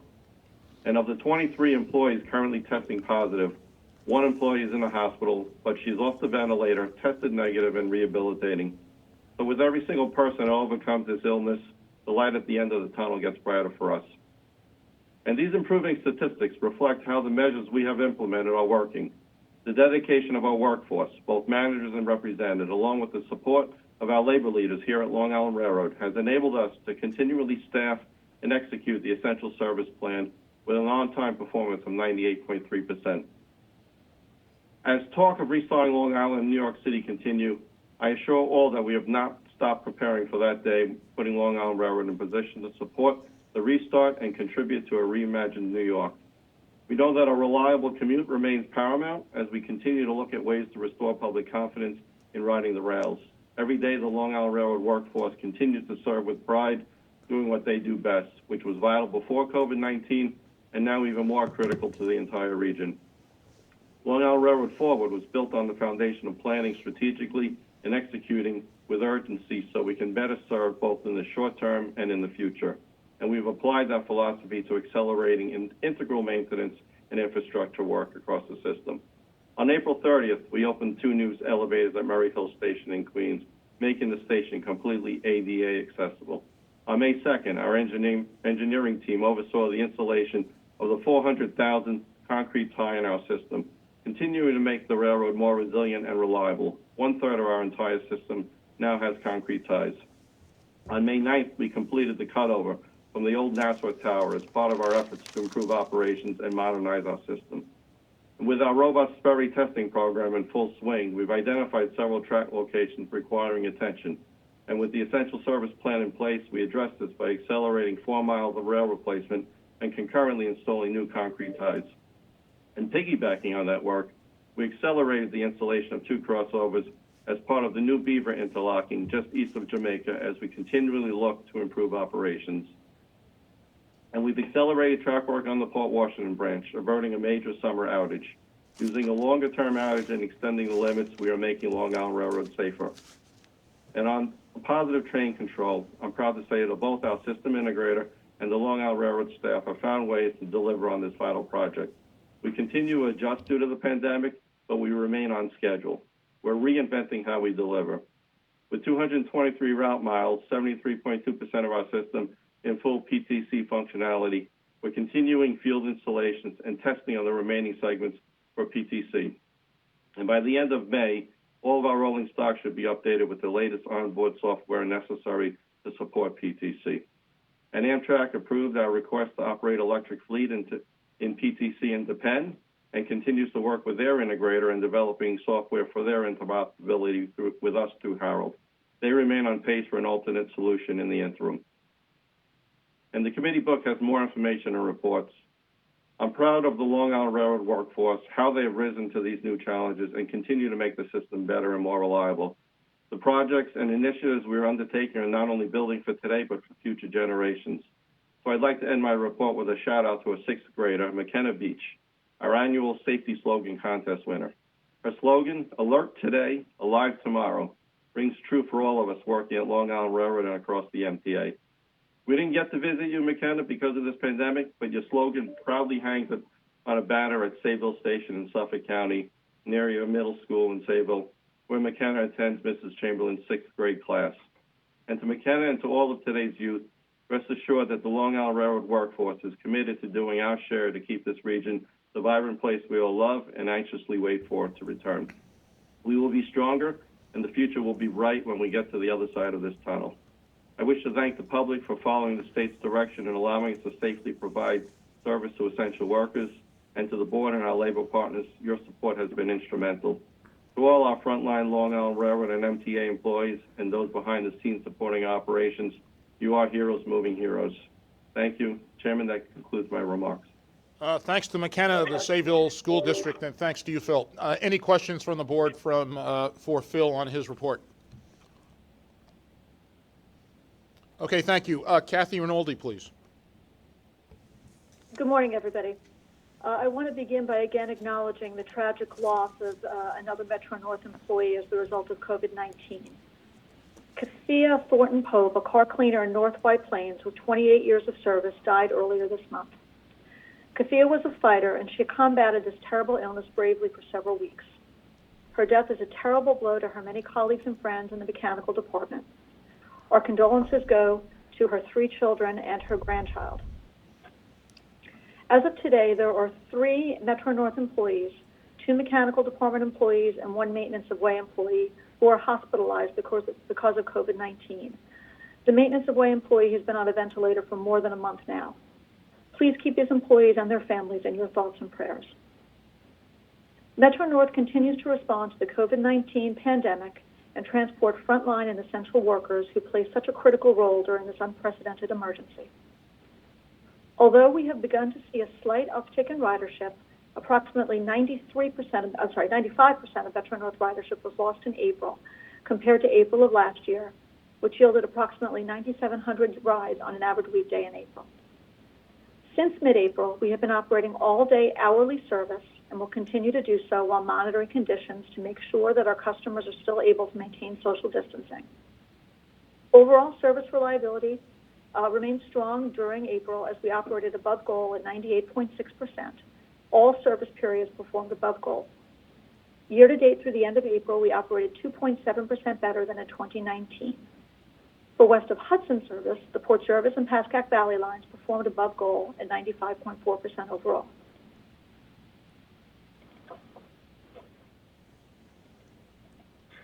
Excuse me for 1 second. Our top priority remains keeping our customers and employees safe, and we are taking all measures possible to prevent the spread of COVID-19. We continue to disinfect our stations twice a day, and our employees are working around the clock to clean and sanitize our trains daily. We continue to clean our employee facilities aggressively, and this aggressive cleaning and disinfection will continue as we remain focused on making working conditions as safe as possible. Masks as well as gloves have also been distributed at all employee locations, and the masks are made available to all employees for social distancing purposes. As our region has passed the peak of the pandemic, a positive sign has been seeing more and more of our employees come back to work, either from quarantine or after having recovered from COVID-19. As of today, the total number of Metro North employees that have tested positive for COVID-19 is 174. Only 64 are out of work, either because they are on quarantine or because they have tested positive for COVID-19. And as of today, 1,085 people have returned to work. As Governor Cuomo has announced a very gradual plan to reopen the state, Metro North is beginning to plan for when our customers and employees start to return, and we have begun collaborating with other agencies in anticipation of reopening our region. Meanwhile, Important infrastructure work continues around the railroad despite the pandemic. This past weekend, we completed the replacement of 2 railroad bridges in Patterson, and we are making steady progress on station improvements at both Port Jervis and White Plains. New steel girders were recently installed at 6th Avenue and Mount Vernon as we look to reopen that bridge later this year, and we have begun demolition of the 3rd Avenue Bridge, which also crosses the New Haven line in Mount Vernon. In Connecticut, we are providing substitute bus service on the Waterbury branch and are advancing the installation of a new cab signal system, which will ultimately allow PTC to be installed as an overlay. This past Saturday, we began substitute bus service on the Danbury branch while we perform track work and other infrastructure improvements. We continue to look for other opportunities to advance critical infrastructure work while we are still operating a reduced schedule, since service impacts are not as significant. While on the topic of PTC, despite supply chain and other impacts from the pandemic, we remain on schedule to have full PTC functionality across the railroad by the end of this year. We now have 82% of our route miles, 202 route miles, in full PTC functionality, and we have recently completed the cut-in of the section of the New Haven line between Woodlawn and Stamford. Fieldwork and testing continues, with a focus now on the remaining section between Stamford to New Haven. One more note on the PTC project. I want to congratulate and thank Anthony Forcina, who's the executive director of PTC. Anthony is embarking on his retirement. His actual last day of work is today. We are where we are today because of Anthony's hard work, persistence, stubbornness. He has dragged this project over the finish line, and I could not be more grateful. So I want to extend my thanks to Anthony for all his hard work on this project. In closing, I would like to thank everyone at Metro North and recognize them for all of their efforts during this very challenging time. Metro North employees continue to show true dedication, determination, and sheer grit in providing service for essential workers and helping us all make it through. As I've said before, public transportation is the lifeblood of our region in good times and is absolutely indispensable in times like these. I am very proud to lead this organization, and I am so proud of all of my colleagues. Metro North has no procurements for the board's consideration this month. And that concludes my remarks. Thank you, Kathy. Questions from board members for Kathy on Metro North? All right, thank you. This month, we are rejoined virtually by leadership from Siemens and Bombardier, who will give their update from the systems integrator perspective on the PTC project. We continue to work with Siemens and Bombardier on this critical project and ensuring that we are on track for both Long Island Railroad and Metro North for the federally mandated December 2020 deadline. I'd like to introduce Lee Sander, President of Bombardier Transportation North America, and Mark Buncher, President of Siemens Mobility Division in the United States and Canada. Lee and Mark. Yes, thank you, Mr. Chairman. With me, in addition to Mark, who just referenced, who's CEO of Siemens Mobility North America, we also have David Trahan, who leads Bombardier's Transportation Rail Control Solutions for the Americas, for Siemens, Paul Elia, who's Project Director for Siemens MTA PTC. I'm pleased to report that the consortium is projecting that we will achieve the 2020 PTC deadline.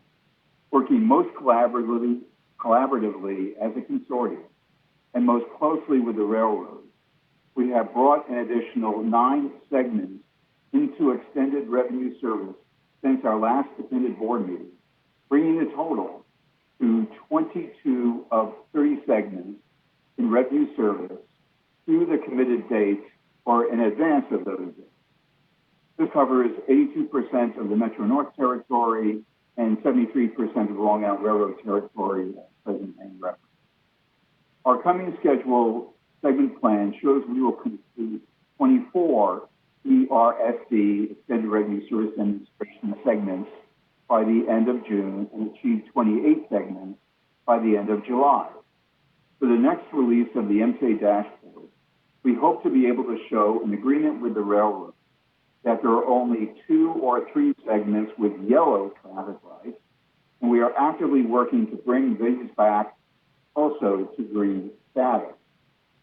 Our PTC software releases for the office and vehicle software, the OBC, the person software, have achieved the dashboard dates with a variance closure rate plan of approximately 90%, so quality has continued to be improved and is high. This has been well managed with most of the territory now in service. Further software releases are being planned for work to support additional operational improvements. The greatest risks that we see remain around COVID-19 and interoperability. Regarding COVID-19, we feel that we have done well with the railroads and all our frontline teams to flex and adjust to both protect our people and progress this essential project with limited impact. We want to extend our thanks to the MTA and all their and our frontline workers who continue to work during this pandemic to deliver this essential service. We will continue to monitor the evolving situation and work safely to minimize impacts with the railroads. The second risk is interoperability. This is a recognized risk and a complex topic we discuss continually in our working groups. The consortium and railroads work all hands on deck to mitigate and solve open issues, and we believe that we are on top of them with good communication, recovery plans, or workarounds. For example, recently an interoperability issue was identified that affects a limited section of Metro North territory. The consortium and Metro North quickly assessed the issue and are actively evaluating solutions to implement for the 2020 deadline. As we close out the PTC project and tenants and adjacent territories complete their activities, we may uncover other issues. But with the working groups and the strong relationships we have established, the team is in place to address. With that, I'd like to hand it over to my consortium partner, Mark Buncher from Siemens, to add some further comments on the consortium's progress. Mark? And thanks to the MTA board for having us here today. First, on behalf of Siemens Mobility, I really want to express our sincere gratitude to the MTA frontline workers. Our North American headquarters are in New York City, and without your team, we wouldn't be operating today. Also wanted to thank the Siemens Mobility team because we have completely altered course in the way that we work. Many of you from the board attended and visited our facility in Pittsburgh. We're working different days of the week and different hours than our employees are used to, and many of those who worked in the office now are working from home. So, the challenges of COVID-19 have been tremendous for us, as we heard throughout this call today. But we've continued to work hard with Bombardier and the railroads and are on schedule to meet our commitment. So, as you're aware, we're at the home stretch of the Siemens Mobility deliveries. Much of the Long Island fleet has back-to-back interlocking software deployed. The final release for the Metro North back-to-back interlocking, or the release 5.2, we delivered it to Bombardier, to their lab, I think Monday or Tuesday this week. So we're now going to test the software with the formal release on schedule. I think it's July 10th. But the software release, we hope to be one of our better ones. It worked well in our lab, and we hope it's the same in Bombardier's lab and get it out to the railroad soon. We've also taken on this role of working with Long Island Railroad and Amtrak to ensure an acceptable solution for interoperability being and we did get a contract from Burns. I know there were some questions around that the last time. In the short term, there is an interim solution until the final software is delivered in May of 2021. Both the interim solution and the ultimate software will meet the federal mandate and allow Amtrak trains to operate on the Long Island property. We do need to get the remaining antenna kits swapped out for our startup issue. So we're working through that and working with the railroads to finalize that. We have one major deliverable with the Long Island Railroad. S7.1 software is our last major release for both of the railroads. That's going to be delivered to the BT Integration Lab on August 7th for formal release to the railroads by September 18th. So, there's a lot of work to be done yet. There's a few major milestones on our side, but we look forward to working and continuing our strong partnership with Metro North and Long Island Railroad and the great relationship that we have with Bombardier right now. That's it from my side. Lee, over to you for questions. Yeah, thank you, Mark. Points just for your questions. And as we do want to note that the revised PTC safety plans addressing the Federal Railroad Administration's comments for both railroads will be sent back to the FRA this month, reinitiating the FRA review and this should allow closure of this critical milestone. Again, this includes We are confident of our ability to deliver PTC to the December 2020 deadline and look forward to supporting the MTA infrastructure investments and operational investments, and now open for any questions. Mr. Chairman or Commissioner. Thank you, Lee and Mark. Siemens, Bombardier, Kathy Rinaldi, Phil Ang, and the IUC are available to answer questions from the board on PTC. Question, Pat. Andrew. Yeah, so I believe Amtrak had PTC installed for the entire Northeast Corridor, Boston to Washington. So are we just talking about Hellgate Bridge to or Harold West, or what had to be changed? Did we have to do something so Long Island trains could use Amtrak's PTC for Harold through Penn? Andrew, Commissioner Albert, it's more extensive than that. Let me turn it over to David Trahan, who oversees RCS. David? Unless Debbie or Railroad's. Thank you. Sure, this is David Trahan. I mean, I can touch on it briefly, and then I can hand it off to Siemens. But generally speaking, the complexity of the back-to-back that we have within this territory requires some additional adjustments from a system perspective that has to be dealt with. And then I think that Mark touched on it in his conversation that they are working on it, and they have a plan to deliver that. For that, we do have a workaround that's already in place that we will be able to our deadline of 2020, and then with the follow-on solution being provided at a later date. Mark or Paul, did you add anything additionally? This is Debbie Chin, Long Island Railroad PTC Director. The interoperability work with Amtrak includes several different items as far as boundary lines between the railroads, being able to implement temporary speed restrictions which require the state service to interface to each other. And also, Amtrak did not have their PTC territory equipped at our location, which is adjacent to Harold. So we're working with them on that. I mean, they recently put that in at the end of the year, but we have to test to make sure that our trains can travel over their territory into Penn, which we've already got. But we also have to test their trains on our property too. Great, thank you. Any other questions? Lee and Mark and colleagues, thank you for joining us today, and appreciate the report. Phil, you've got, I'm sorry? It's Susan. I have a question. I'm sorry, Dr. Metzger. I understand that we have a workaround for the problem that we had, but does that workaround allow the railroad to conduct its operations normally, or are we making some operational changes?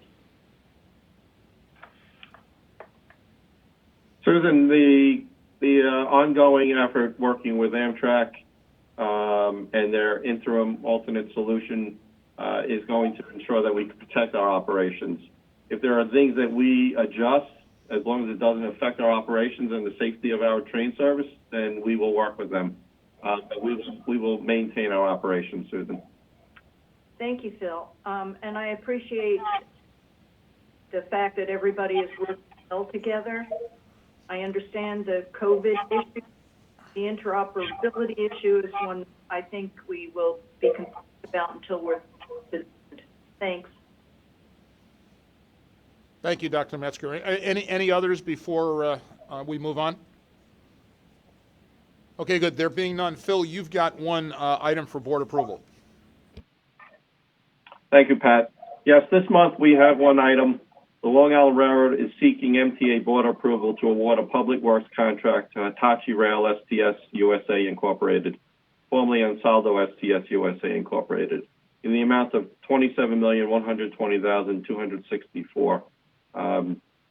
It's a five optional 1-year hardware for warranties.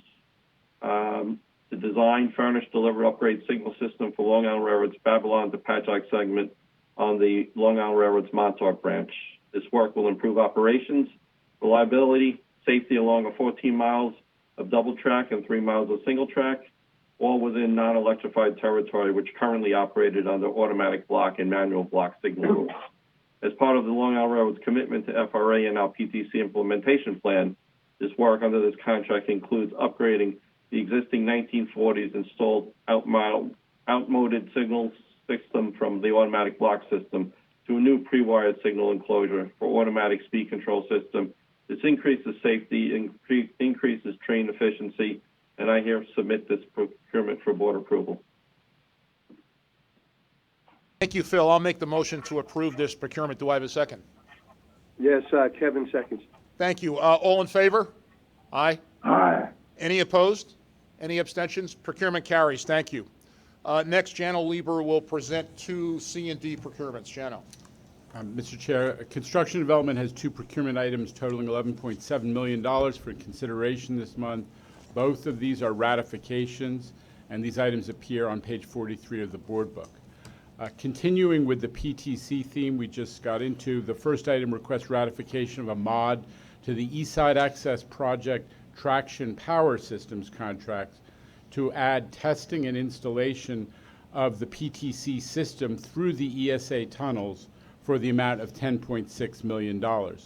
C&D was able to obtain significant cost efficiencies for this work, as the contractor who will be performing it is going to be able to do it at the same time as they're doing the installation of cellular Wi-Fi cable through the tunnels. That work was awarded under a separate MTA contract. The second item requests ratification of a modification to the ESA Project Systems Facilities contract to paint exposed steel items installed at the Queens Plaza facility and to fireproof the steel on an Amtrak bridge for the amount of $1.1 million. This is a scope transfer from a previous contract. This item has been marked as a potential design error or omission and is being pursued with the designer of record. They specified a different and lower caliber of paint, which prior experience has indicated is not sufficient for the purpose. So in short, I submit these ratifications for board approval. Thanks, Jano. I'll make the motion to approve these two ratifications. Do I have a second? Yes, Kevin seconds. Thank you, Kevin. All in favor? Aye. Any opposed or abstentions? The procurements carry. Thank you, Jano. Sarah Feinberg will deliver a report on New York City Transit and MTA bus. Sarah.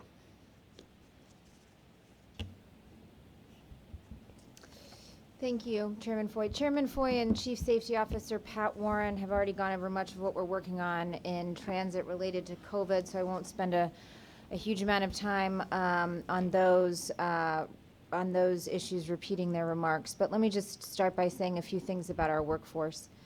Again, just tremendous work to execute on the overnight shutdowns, tremendous work to keep the system clean. We had thousands of people who worked over the course of just a couple of days to execute on the overnight shutdowns and to execute on the car cleanings. My own experiences are the cars are incredibly clean, the stations are clean, and they're of course hearing from riders through their comments, through their tweets that this is that they've noticed, and I'm just grateful to everyone who pulled it off, and grateful to our partners, the MTA Police and the NYPD for working so closely with us throughout certainly the beginning of the shutdown process, but in the 2 weeks since as well as the City of New York and the outreach workers who have been so hands-on and helpful. I also just want to acknowledge what this workforce has gone through and continues to go through. The New York City transit workforce are the men and women who have very much been on the front lines of this crisis. We all know that. We've talked about it many times and praised them for it, but I think it merits continued mentions. I want to do a special shout out for the service delivery teams at subways. Their work has been particularly hard over recent months. They are absolutely more than anyone else on the front lines, and they're the ones operating our system through significant crew shortages due to illness and quarantines. And they've had to be particularly flexible during this time in terms of where they're reporting and their working conditions, and so I'm especially grateful to them for their service. I also want to shout out to our buses team, who's stepped up in incredible ways, in particular the significant way that we stepped up our bus service when subway service was lacking due to crew shortages during the height of the crisis. And of course, during the overnight shutdown, the significant way that they've stepped up, helping us add express and enhanced service overnight. Just a couple other items I wanted to mention on ridership. We are starting to see a ridership uptick, clear uptick in bus ridership. We're nearing about 700,000 on buses, which is a significant uptick from our lows of 400-ish. And on subways, similar, not ticking up quite as fast, but also significant, hovering around 600,000 a day on a weekday at this point after a low of around 400,000. A couple points on reopening. A lot of work has been done to plan our reopening strategy. Again, I shouldn't say it's reopening because we never closed, but our strategy for how to react as ridership grows. That planning revolves around the various phases that the governor has laid out and what will govern reopening for each region. And the focus is on many fronts.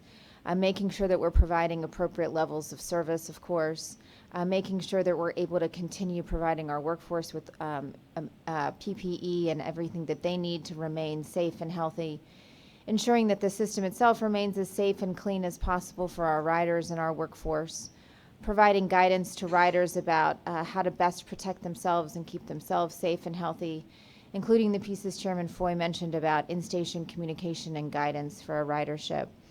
Working with the business community and employers on staggering days in the workplace and hours in the workplace, building tech solutions for our riders that will offer more information for them and provide more tools for them as they plan their journey and commute, and on and on. So again, a lot has been said about this, and I want to repeat others.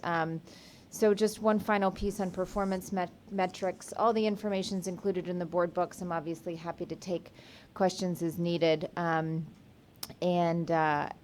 engage with anyone who wants to discuss. And then finally, most importantly, and probably least surprising, of the performance metrics, buses are flying. Fewer cars on the roads mean that buses can move faster. So that service has been excellent for those essential workers who are on the buses. And happy to take questions. Thank you.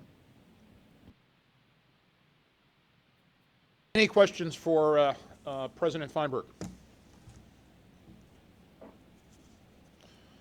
I'll make a motion to approve these two procurements. Do I have a second?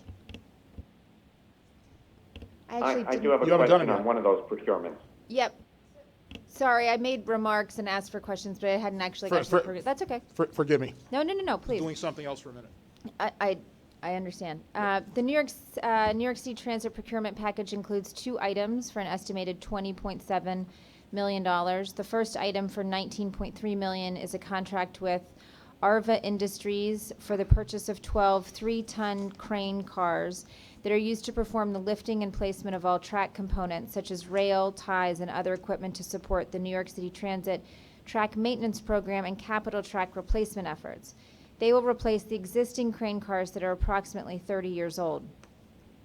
Proposals were solicited from 23 firms. 2 proposals were received, of which Arva's proposal for a hybrid diesel-electric crane car was deemed technically superior, providing the best overall value.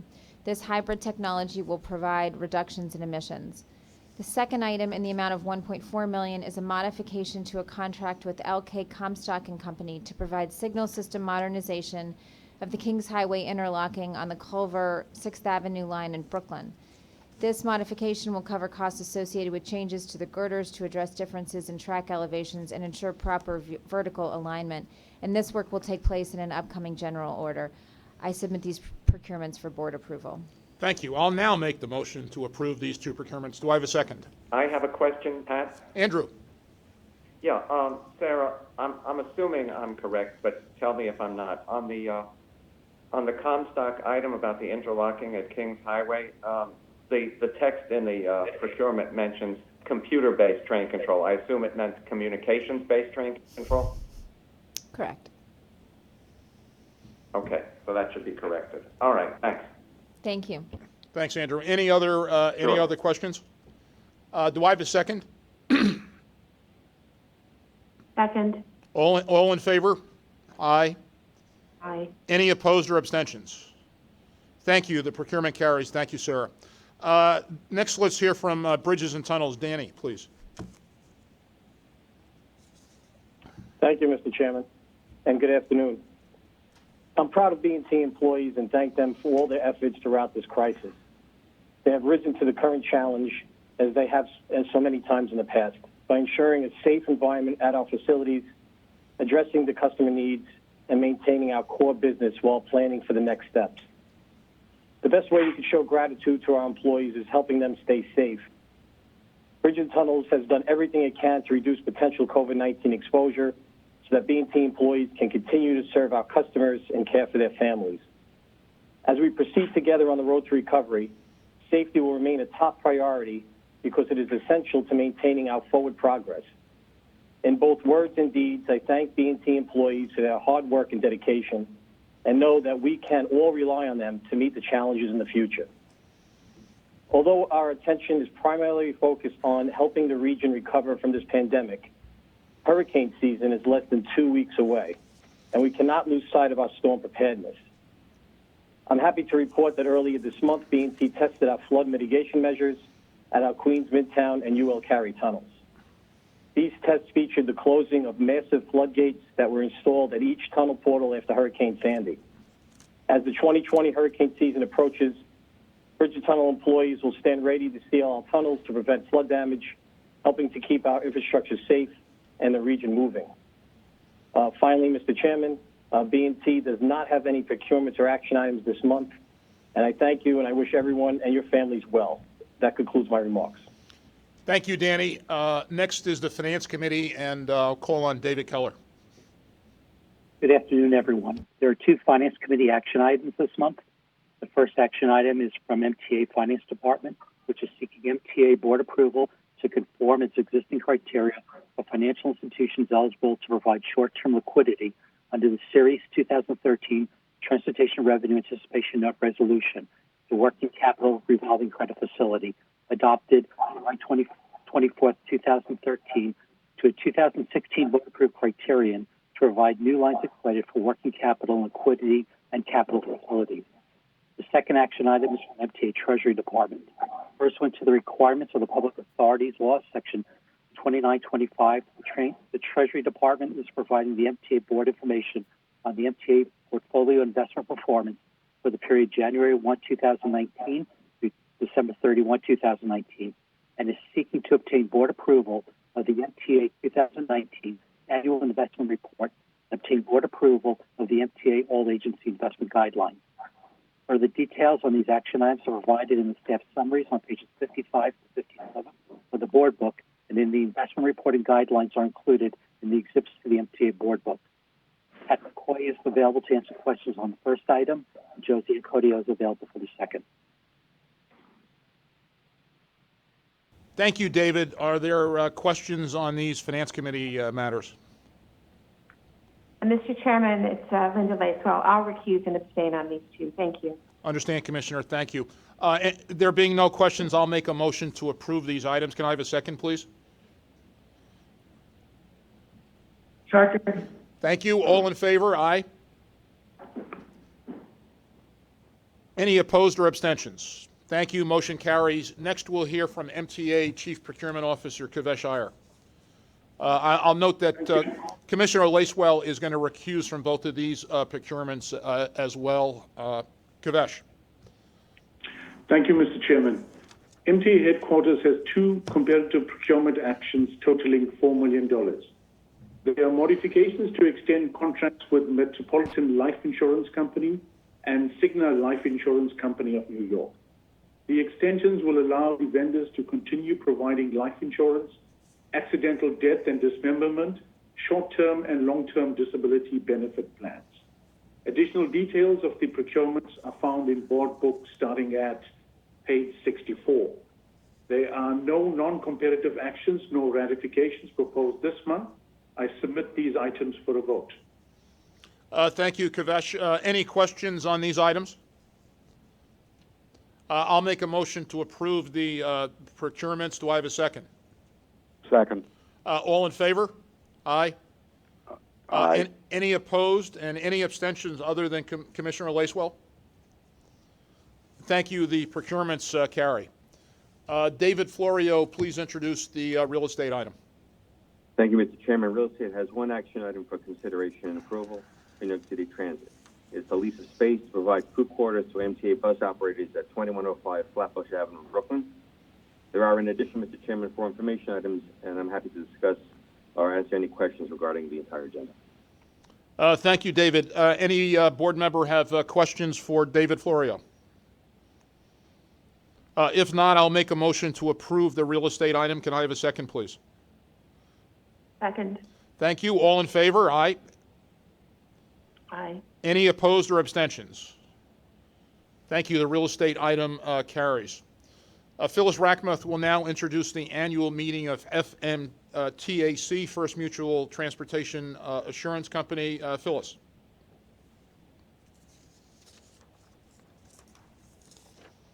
Good morning, everybody. Actually, good afternoon, everyone. And thank you, Chairman. This is the annual board meeting for First Mutual Transportation Assurance Company, or as we call it, FMTAC, to provide FMTAC's 2019 activities and operations.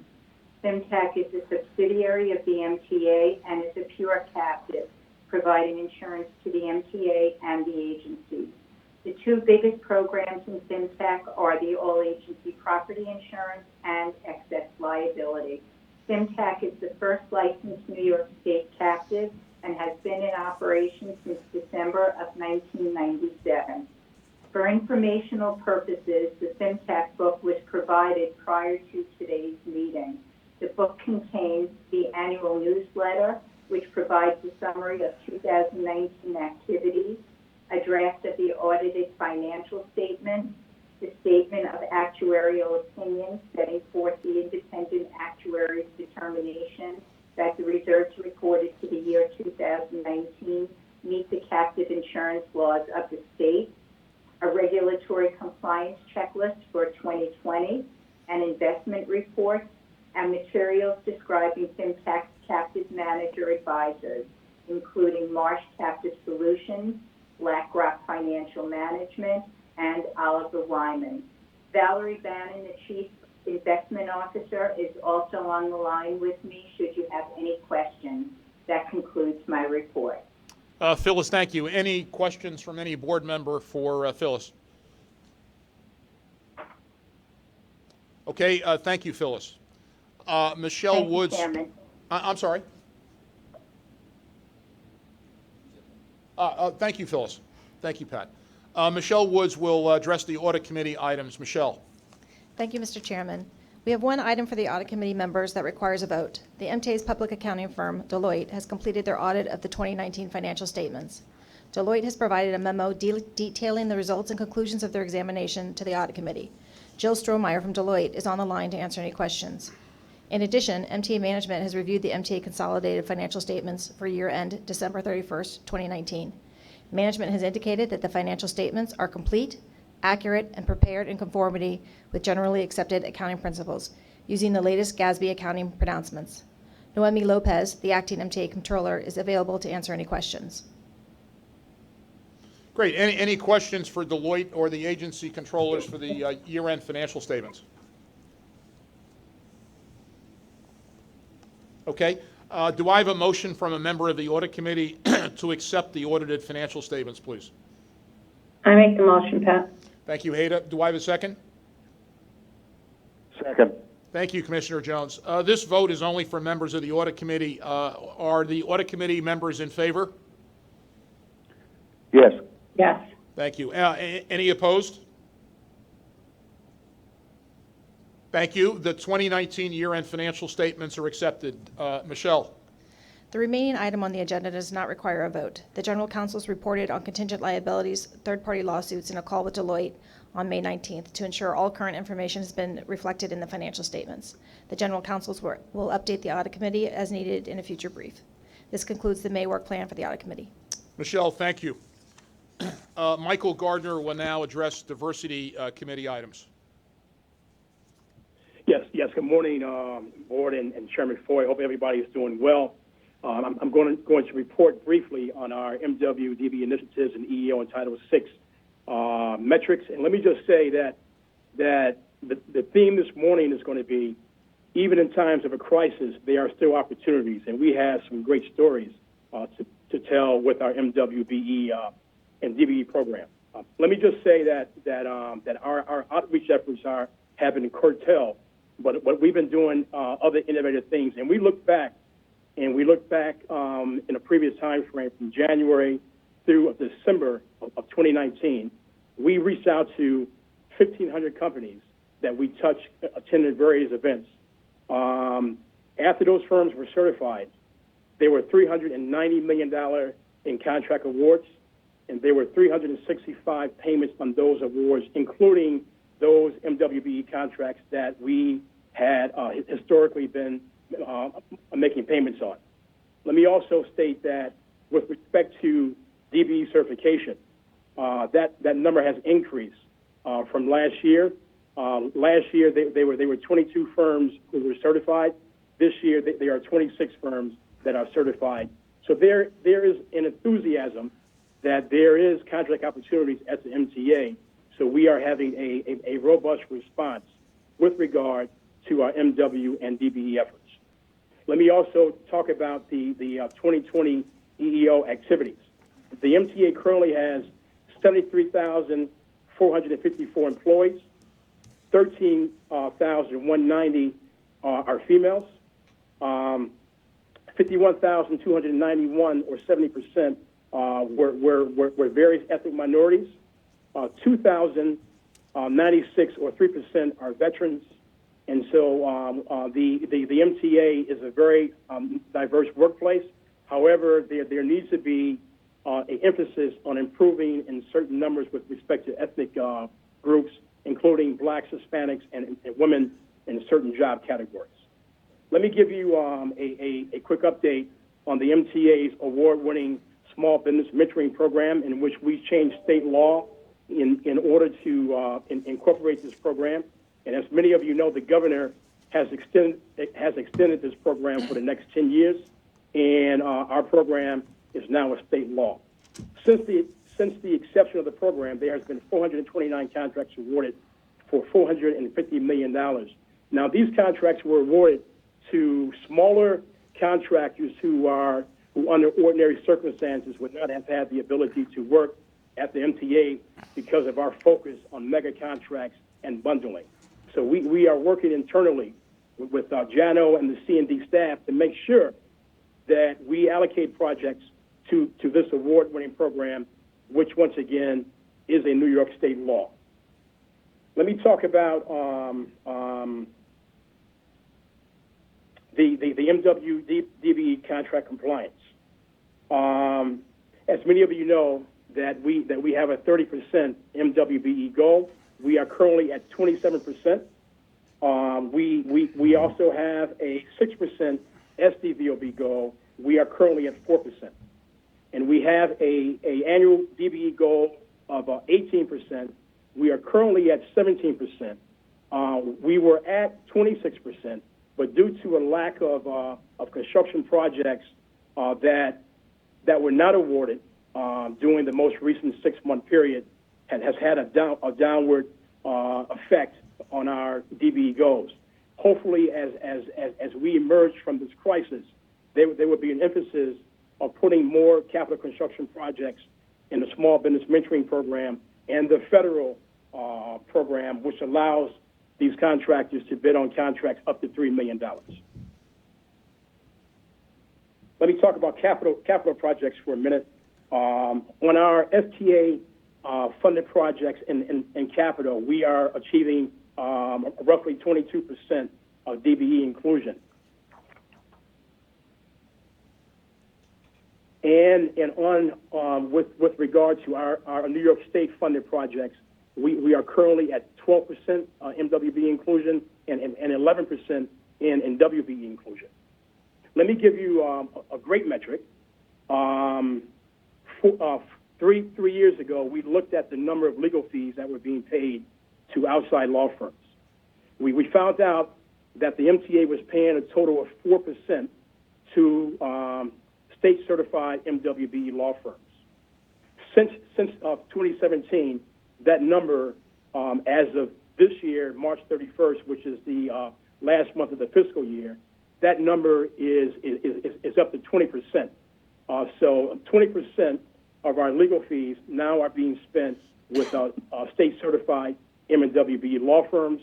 I want to give thanks to all of the operating agencies and their counsels in moving this metric, and we're not going to rest until we are awarding or issuing not less than 30% of our legal fees to state-certified firms. Let me talk about the financial area with respect to investment bankers. We currently have 58% of our investment banking fees or underwriting fees being issued to New York State MW and SDVOB firms. Once again, Bob Ferran and Pat McCoy, their staff are leading the way because they go outside their way to make sure that the MTA is doing business in a more inclusive manner, changing the way that we do business. So that metric is the highest percentage of any office or organization in the MTA. 58% is probably the most of any state agency out of the 97 state agencies and authorities in the state of New York. So thank Pat and thank Pat for their leadership. Let me talk about the asset fund managers. We currently have $1.3 billion in assets being managed, or 14% of the total being managed by state-certified M&WBE asset fund managers. That concludes my presentation, and we have an action item, Mr. Chairman. We need to approve two action items. One is the All-Agency Title VI Laws, Policy, and Statements, and the other one is the All-Agency Title VI Laws and Complaint Management Procedures. These require board action. Thank you, Michael. In the interest of fairness and equity, I have to make this following request of you, which is the next time you make a presentation in these circumstances, you must wear a Mets hat in the interest of fairness. Got it. Got it. Thank you, Pat. Thank you very much, Pat. You're welcome. You're welcome, Hader. I will. Thank you, Michael. I'll make the motion to approve the Diversity Committee action items. Do I have a second? Second. Rhonda Herman is second. All in favor? Aye. Any opposed? The motion carries. Thank you. I'll now make a motion to adjourn the meeting unless any board member has a final question or comment. I'll move to adjourn. Do I have a second? I'll second. Thank you, Commissioner Mack. All in favor? Aye. The meeting is adjourned. Thank you very much.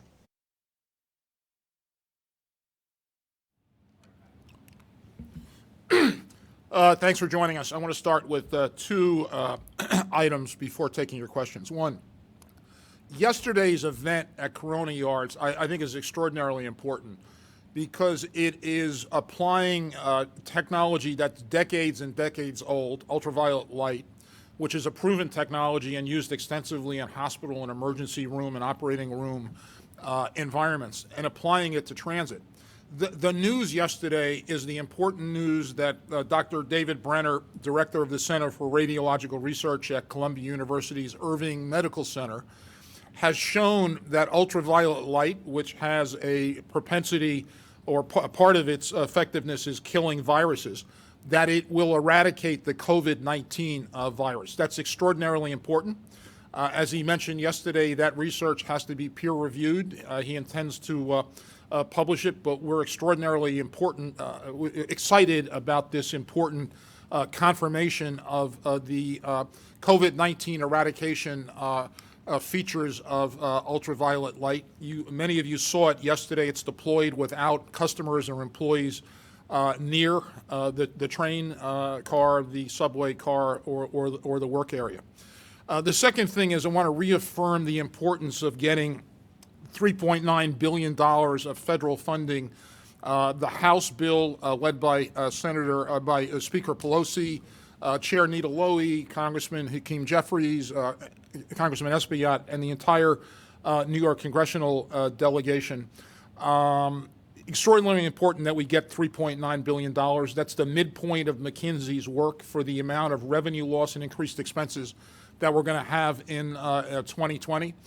We got the first installments, as Bob Foran reported at the board meeting today, but it is extraordinarily important to the MTA, to the work we're doing now carrying first responders and essential employees, but just as importantly to the financial stability of the MTA in 2020 and going forward. Our role is going to be critical in the economic recovery and the job-creating recovery that New York City and the New York City region will require and frankly will help contribute in a material way given the fact that 10% of national GDP is generated in this market. And with those two notes, I'm happy to take your questions. Tim. All right, and welcome to all the reporters who are joining us. Just a reminder, if you want to ask a question, it helps if you are either using the electronic hand-waving feature or just waving madly in the picture, and we'll try to watch out for that. First question today goes to Dan Rivoli, New York 1. Dan, you're up.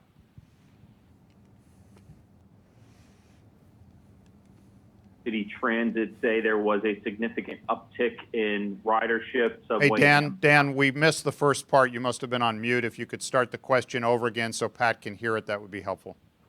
Sure. Good afternoon. Earlier, New York City Transit president mentioned what she called a significant uptick in subway and bus ridership. My question is about this WSP report. One, just how much is WSP getting on this report to draft it? And two, you mentioned it would be done by June or expected to be done by June. Mayor de Blasio has indicated New York could be reopening by then. So why do you need the report? Why do you need an outside consultant to look around and see what else other cities are doing? Why can't the MTA do that in-house? And why does it have to wait till June? And how soon do you think you'll actually be able to implement these ideas if New York is going to be already opening up by the time the report lands on your desk? Yeah, so Dan, we've been following obviously what other transit agencies are doing, especially those in Asia and Europe that entered the pandemic earlier and left it, or the pandemic subsided there earlier. We've been doing that since the beginning. We thought that the team of WSP and Dr. Rivera from Johns Hopkins will be extraordinarily helpful in cataloging what other agencies are doing, but we will also ask them, the WSP team, to weigh in on steps that we are considering today, may consider in the future. So I think the catalog of actions that have been taken is an important part, but there'll be additional work that we'll be looking to them for. Well, can you just answer the question also?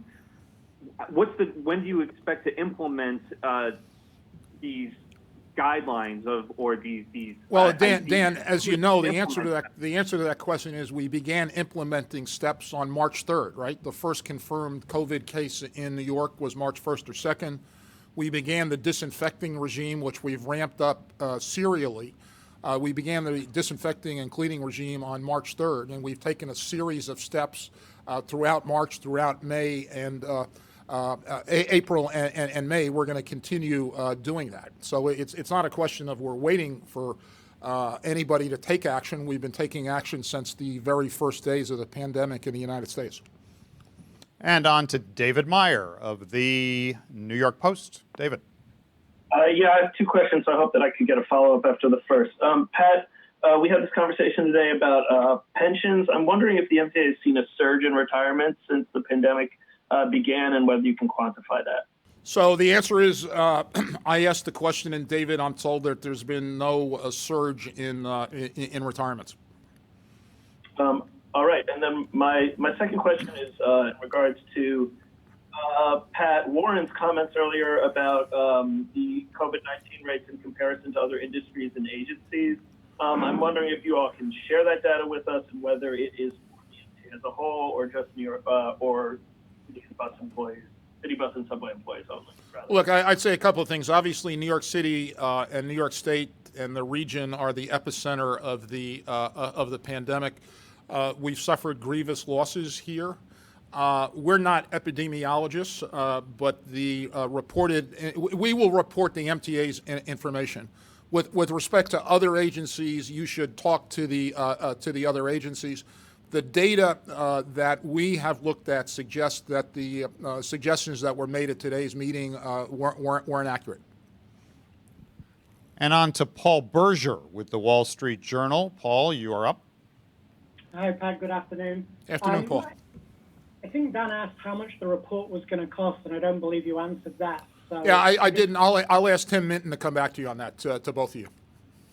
Okay, and then when Dan asked when these steps are going to be implemented, you pointed out you've been implementing steps since March. So it doesn't really make any sense why 3 months in you'd then be asking for a report, which is going to come in another So, month's Paul, time. I respectfully, completely disagree. Look, bringing the resources at WSP and a Johns Hopkins Bloomberg School professor who's going to be their advisor and consultant as we are continuing to develop steps and ramp up the steps that we've been taking since March 3rd is entirely appropriate and a absolutely appropriate use of public funds in the situation that we're in.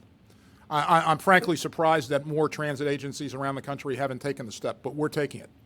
But I think what Dan's trying to ask is, when are we going to see more concrete changes than the ones that we've seen so far, informed by the best practices that you're asking for from around the world? Well, Paul, I'd point you to yesterday's event at Corona Yards, where we weren't following best practices of anybody, but frankly leading the country and perhaps the world in the application of ultraviolet light to COVID-19. We're going to continue to do that. I believe we've kind of led the nation from the beginning of this. We're going to continue to do that. And the hiring of WSP and their retention of the professor and MD at Hopkins as an advisor and a consultant seems to me an entirely appropriate and natural thing for us to do. And the next question comes from Steve Nesson of WNYC. Steve. Hey there, can you hear me? Yes, Steve. Just a quick follow-up to that. As far as the UV lights are concerned, it was $1 million for the 150 lights or whatever you have now. If you're going to upscale that to the entire system, I'm curious how much you think that might cost. And just a second follow-up question, completely separate, is about interim President Sarah Feinberg taking a board of directors appointment. Has that ever happened at the MTA before, where a senior staff member, even interim basis, was on the board of directors of another transit agency? And does that indicate that perhaps her permanent replacement will be announced soon? Look, on the first question, I don't know what it will cost to equip these compact ultraviolet light devices through the entire system. We'll be reporting that to the board and the public as we go forward. With respect to the second question, I haven't looked at the precedents. I think it's entirely appropriate, and Sarah will take whatever recusal action she needs to take. I think, frankly, from my point of view, I see it as a plus, and don't see it as a complicating factor at all. All right, we're going to move on then to Jose Martinez of the city. Jose. Hi, Pat. There was the mention today of the uptick in bus ridership. Where is that increase coming from, and what's being done to handle that increase in terms of both safety and service? Hey, Craig, would you handle that, please? Sure, Pat. So, hi, Jose. So we're seeing increased ridership mainly in the outer boroughs, with a little bit uptick also on some express coming into the city, but mainly in the outer boroughs. And what we've been doing on a day-to-day basis is working to make sure that we have enough service in the form of extra buses as assigned, so that we could be nimble and apply those on the routes where we see fit. And in terms of encouraging riders to stay apart, what's being done there? Are there markings on the buses in the way that we're seeing on some subway platforms? So as you know, we put some chains on the buses to socially distance our customers about 6 feet behind our operators, as well as close down some of the bus seats on our express buses. And we continue to message heavily to our customers to make sure to wear masks and also to remain socially distant. Again, what we do is we try to remain nimble. Where we see overcrowding, bus operators are instructed to call our command center that will adjust that bus appropriately and get extra service behind there. And Craig's also put into effect, right, the elimination of cash, all in the pursuit of minimizing contact between bus operators and customers. And those steps were taken in the month of March. All right, the next question is Clayton Gusa of the Daily News. Clayton, welcome back, and you're up. Hey, Pat. It's been 10 weeks since you informed us that the transformation team and Mr. Anthony McCord were ceasing all transformation activity. Can you tell me specifically what they're working on now, and what would you tell members of the public who might fear that this department designed to save money may be, in effect, bleeding money during this crisis? Sorry, I didn't hear the last part of the question, Clayton. Can you tell me exactly what the transformation team is working on, and what would you say to members of the public who might fear that they are just wasting money during the crisis when they are in fact designed to save money? The transformation was put on pause as we disclosed. Anthony McCord and his team have been working on a number of initiatives, first post-pandemic, but also have been assisting the agencies with work right now. And he and his team have been working with the IT team, the procurement team, et cetera, with respect to initiatives that are helping the pandemic response. And Anthony and his team have been active members of that. And the next question is from Michelle Caskey of Bloomberg. Michelle. Hello, thank you. These might be questions for Bob Foran. Just wondering, what's the status of the MTA was in talks with the state regarding the Fed's new municipal liquidity facility program. So wondering what's the status with that, whether it's talks with the state or the city or a state agency to start this on behalf of the MTA. And also, has there been a notice of interest filed to the Federal Reserve from the state or, again, an agency on behalf of the MTA? I don't know what the state has done with regard to the notice of intention. As an ineligible borrower, we wouldn't submit a notice. However, we've had continued conversations with the state. We've made proposals to the state, and it's under discussion. So, what's the size that you're looking at? What we're looking at it for is for our ban takeouts, and so we have bans that we've sold on behalf of the state that we think would be, appropriate, and then we have bans on our own. It's not so much a cash flow issue as it is a ban takeout. And for tomorrow's sale, do you anticipate upsizing that sale as you did with the transportation revenue bond sale that you did earlier this month? It all depends on markets. If the market interest is there, we could. But I think it's sized right now on what we believe is the Triborough need for this year. So, thank you. All right, the next question is from Dave Colon of Streets Blog. Dave. Thank you, Tim. Hi, Pat, everybody else. I have two questions. One is, I know that we are still waiting on any kind of federal approval for congestion pricing, but can you tell me what the status is of the Traffic Mobility Review Board? Are they going to get appointed this year, have any kind of meetings, public input, things like that?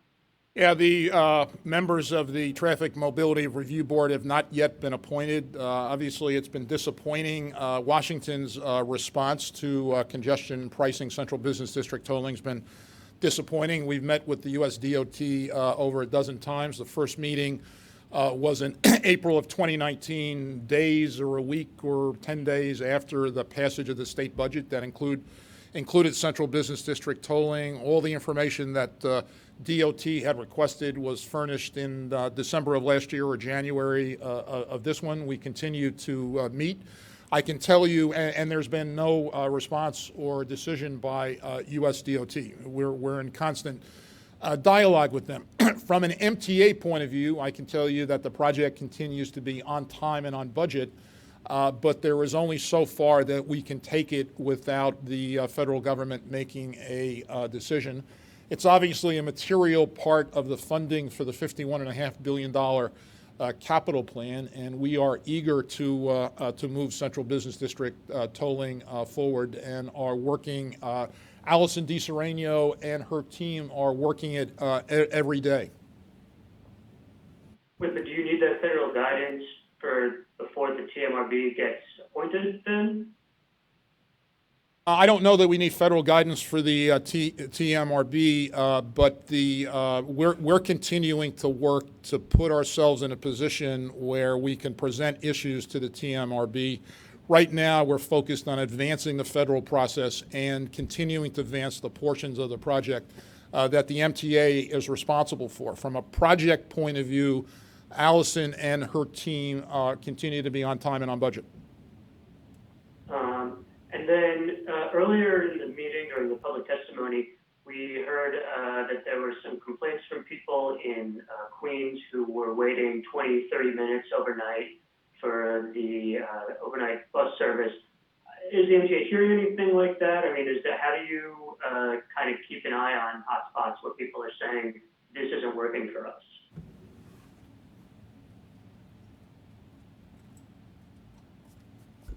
Hi, sorry, Dave, it's Sarah. So first of all, Craig, if you want to jump in, please feel free. But second, we are continuing to provide as much bus service as we can overnight as possible, and there's been a significant uptick in the express bus service and the enhanced local service that we've been able to provide.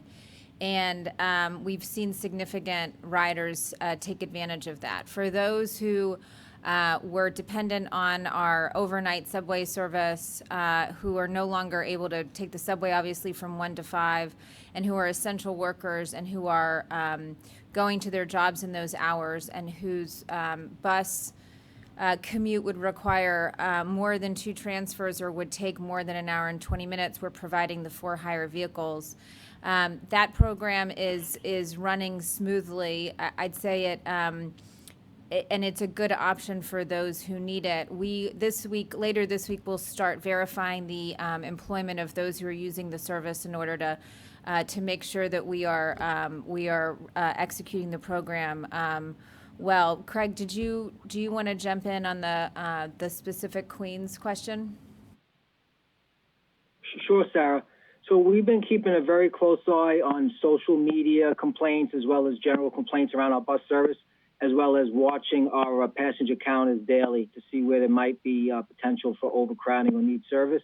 What I would say, I haven't seen complaints, either from those sources or from our road operations. But what I would urge our customers to do is use the Essential Connector app as well as the My MTA app to see when that next bus is coming. But we'll continue to keep a close eye on those. All right, thanks, Craig. Sarah. And the next question is from Alfonso Castillo of Newsday. The app is available for free, Apple Store or Google Play. Alfonso. Hi, Pat. Hi, everybody. I have a question about Long Island Railroad operations, so you can feel free to field it or give it over to President Eng. The railroad reported that its on-time performance for April was 98.3, which is the highest I've seen ever by far, and I'd have to think might be the highest in history for a monthly figure. And obviously some of this is common sense, and you have to take with a grain of salt. But is there something that can be learned about how much better the railroad can perform and how much more punctual it can be when it isn't moving the number of riders that it typically does? Alfonso, let me take a shot at it before turning it over to Phil.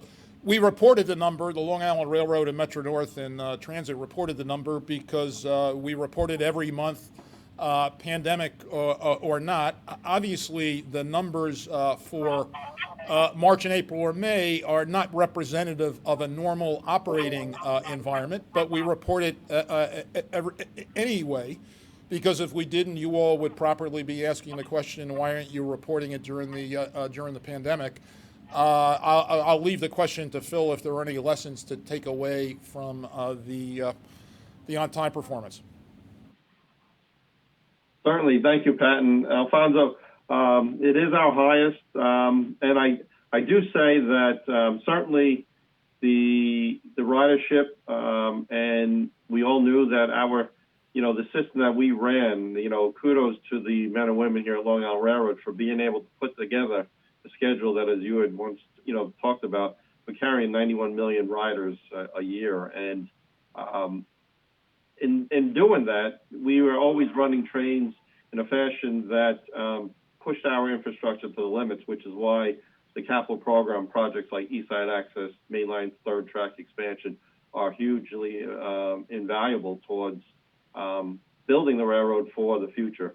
But also, having said that, I'm proud of what the folks have done here with tackling those components that caused delays, enabled us to run at 98.3 for April. Because if you go back and look, and I was very confident that this year we were going to exceed last year's on-time performance. If you look back and you take a look at the things that we've been focusing on, it has made a difference. Last year we made a priority to tackle track circuit failures, and we beat that goal that we set. This year to date, we're 80% better than we were last year in terms of track circuit failures. If you also think about some of the things I talked about at board with regards to the enhanced ferry rail testing, we're doing 4 times what FRA recommends, and we accelerated that last year to do that. And that's allowing us to find hidden track defects, and we're proactively tackling those too. If you go back and pre-pandemic, taking a look at the broken rails that we had last year, we did much better this year. So it's a testament to the men and women being able to do the amount of work they're doing, both before the pandemic, but also during the pandemic. And certainly it shows that the work we're doing towards building for the future is essentially invaluable to being able to provide and help us get out of this pandemic. Thank you. And with that, we move on to Christina Goldbaum of the New York Times. Christina? Hi, Pat. My question, I'm wondering, with people working from home possibly permanently, more people biking, more people, driving, do you guys expect to see some permanent ridership loss on the subway even after the pandemic subsides, because folks have gotten accustomed to new ways of getting around? So, Christina, those are excellent questions that every transit agency in the world and in the country are facing. Obviously, McKinsey had an estimate in its report. The answer is no one knows the answer to those questions. There is likely to be some continuation of working remotely, especially in the short term. What happens in the intermediate and longer terms, I think, remains to be seen. I think that our ridership is going to be determined in large part when the pandemic subsides and the governor begins to lift the limitations of New York on pause, by our success in convincing millions of customers and tens of thousands of employees and tens and thousands or perhaps hundreds of thousands of employers that it is safe to ride on transit. I believe it's safe to ride on transit today. I think the announcement we had yesterday on the ultraviolet light is extraordinarily important. Kudos to Mark Dowd, the Chief Innovation Officer, and his team. And there are other innovations being sought across the MTA, including with respect to disinfecting, apart from ultraviolet light, that I think have a really exciting potential, and we'll talk about those when we're in a position to do so.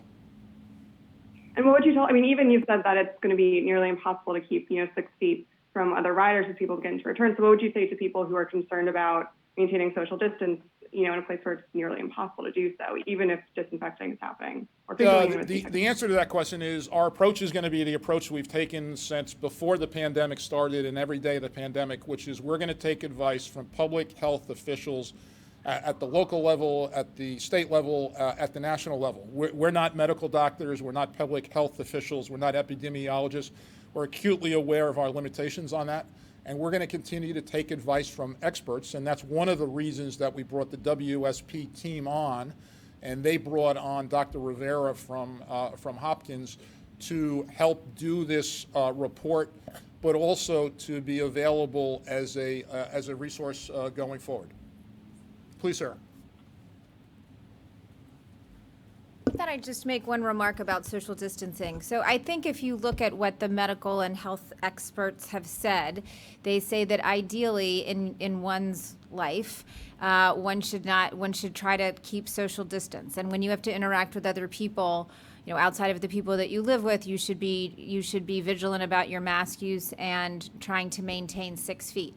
Almost all of them also acknowledge that that is basically impossible in a transit system. That is any transit system, not just the New York City subway system. And by the way, that is not when ridership is back at 85, 90, 100%. That is on any given day as ridership starts to tick up, and if people are sort of just staying in a car that becomes more full as they move along, or they board a car in the center of the platform and it's already crowded. So I think it's just important generally for people to understand that 6 feet in a mask is ideal, but cannot be the expectation of not just those who are going to come back to our system, but anywhere. Again, to be clear, anywhere. So we are going to make sure that we continue to do everything we can to remind people about what they can do to keep themselves safe and healthy, give people all the tools that we can possibly give them, provide as much service so that people can social distance, do as much as we possibly can. But people will also just, I think, as New York opens up, as the economy reopens, realize that there are going to be many, many times when they are in a situation where 6 feet is not possible, and the goal will have to be being absolutely vigilant about your mask use and putting as much distance between yourself and the next person as possible, with the understanding that it's highly unlikely to be 6 feet. Great, thank you. Okay. All right, alerting Bob Foran to go to hot standby because the next question is from Paul Burton of Bond Buyer.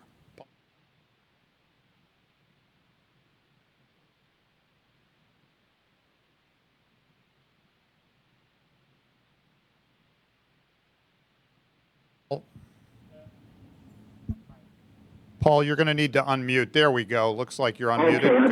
Go. Thanks. Okay. Pat, piggybacking on what Christina brought up about ridership drops, and I was wondering, this is more for the long term. What can MTA do to refashion commuter rail in a manner that's more amenable and viable to people within the boroughs? Because the long-distance commuting may be a thing of the past. That's something Governor Lamont in Connecticut alluded to when he said the whole concept of the Greenwich to New York commute might fade. So Bob Foran has passed the baton back to me. Paul, can you give me that question again? Oh, sure. Can you hear me okay now? I can hear you fine. Thank you. Okay, great. I'm piggybacking on what Christina brought up about ridership drops, and I'm wondering how this is more for down the road, how can the MTA refashion commuter rail in a way that's viable and amenable to the people within the boroughs?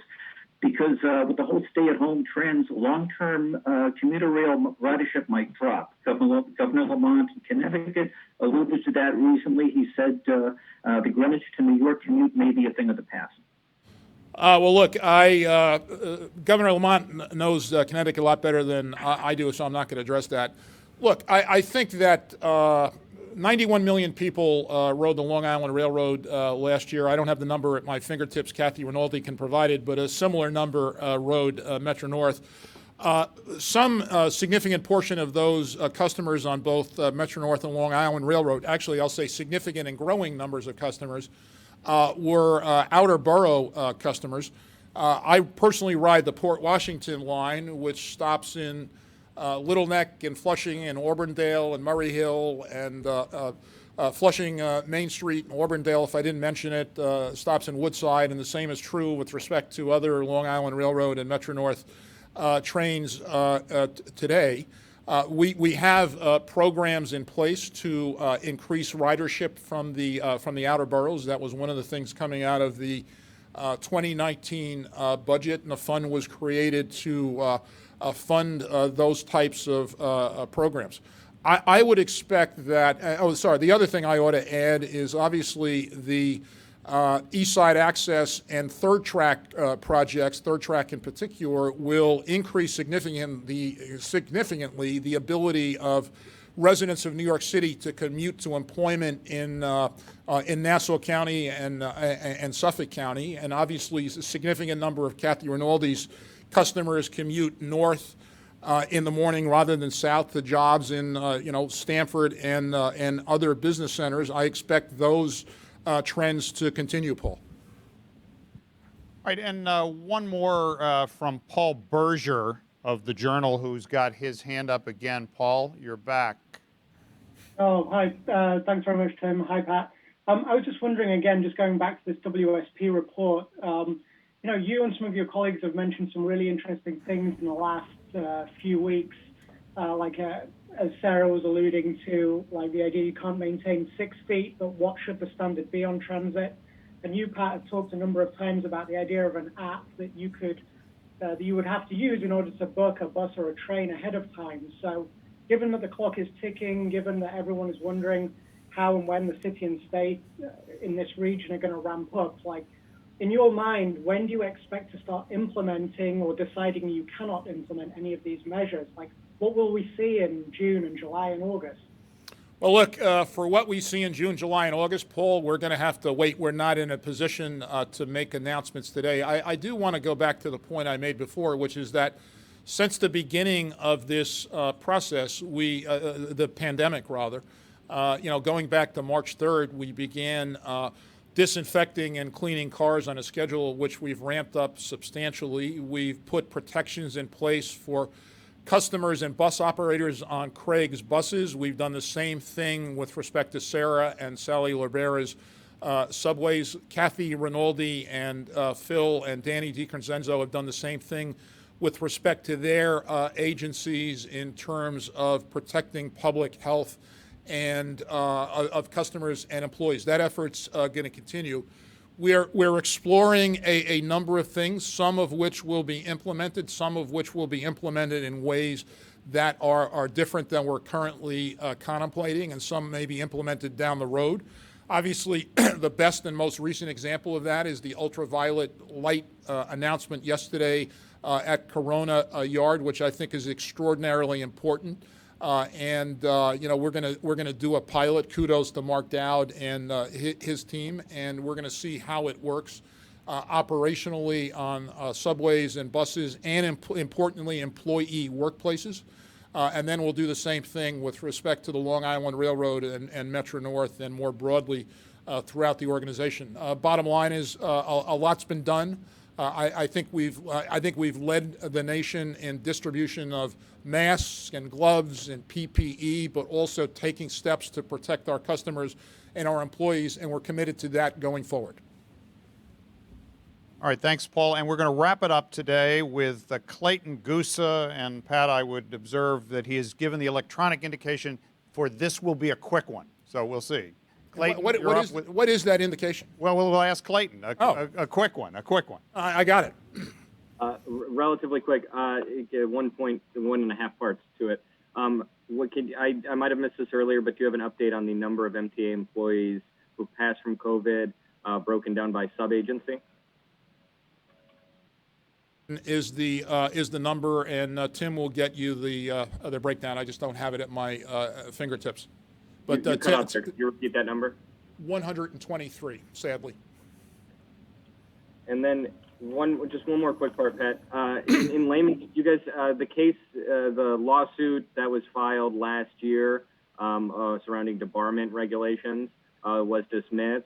This week, that coincides with you guys changing the rules around debarment for contractors. Could you just lay out what that actually means? How, in layman's terms, how can a contractor now get debarred, and what for not meeting certain benchmarks on capital work? I think the thing to do is to look for the revised regulations, which will be filed under the State Administrative Procedure Act. Our general counsel, when will that happen, Tom?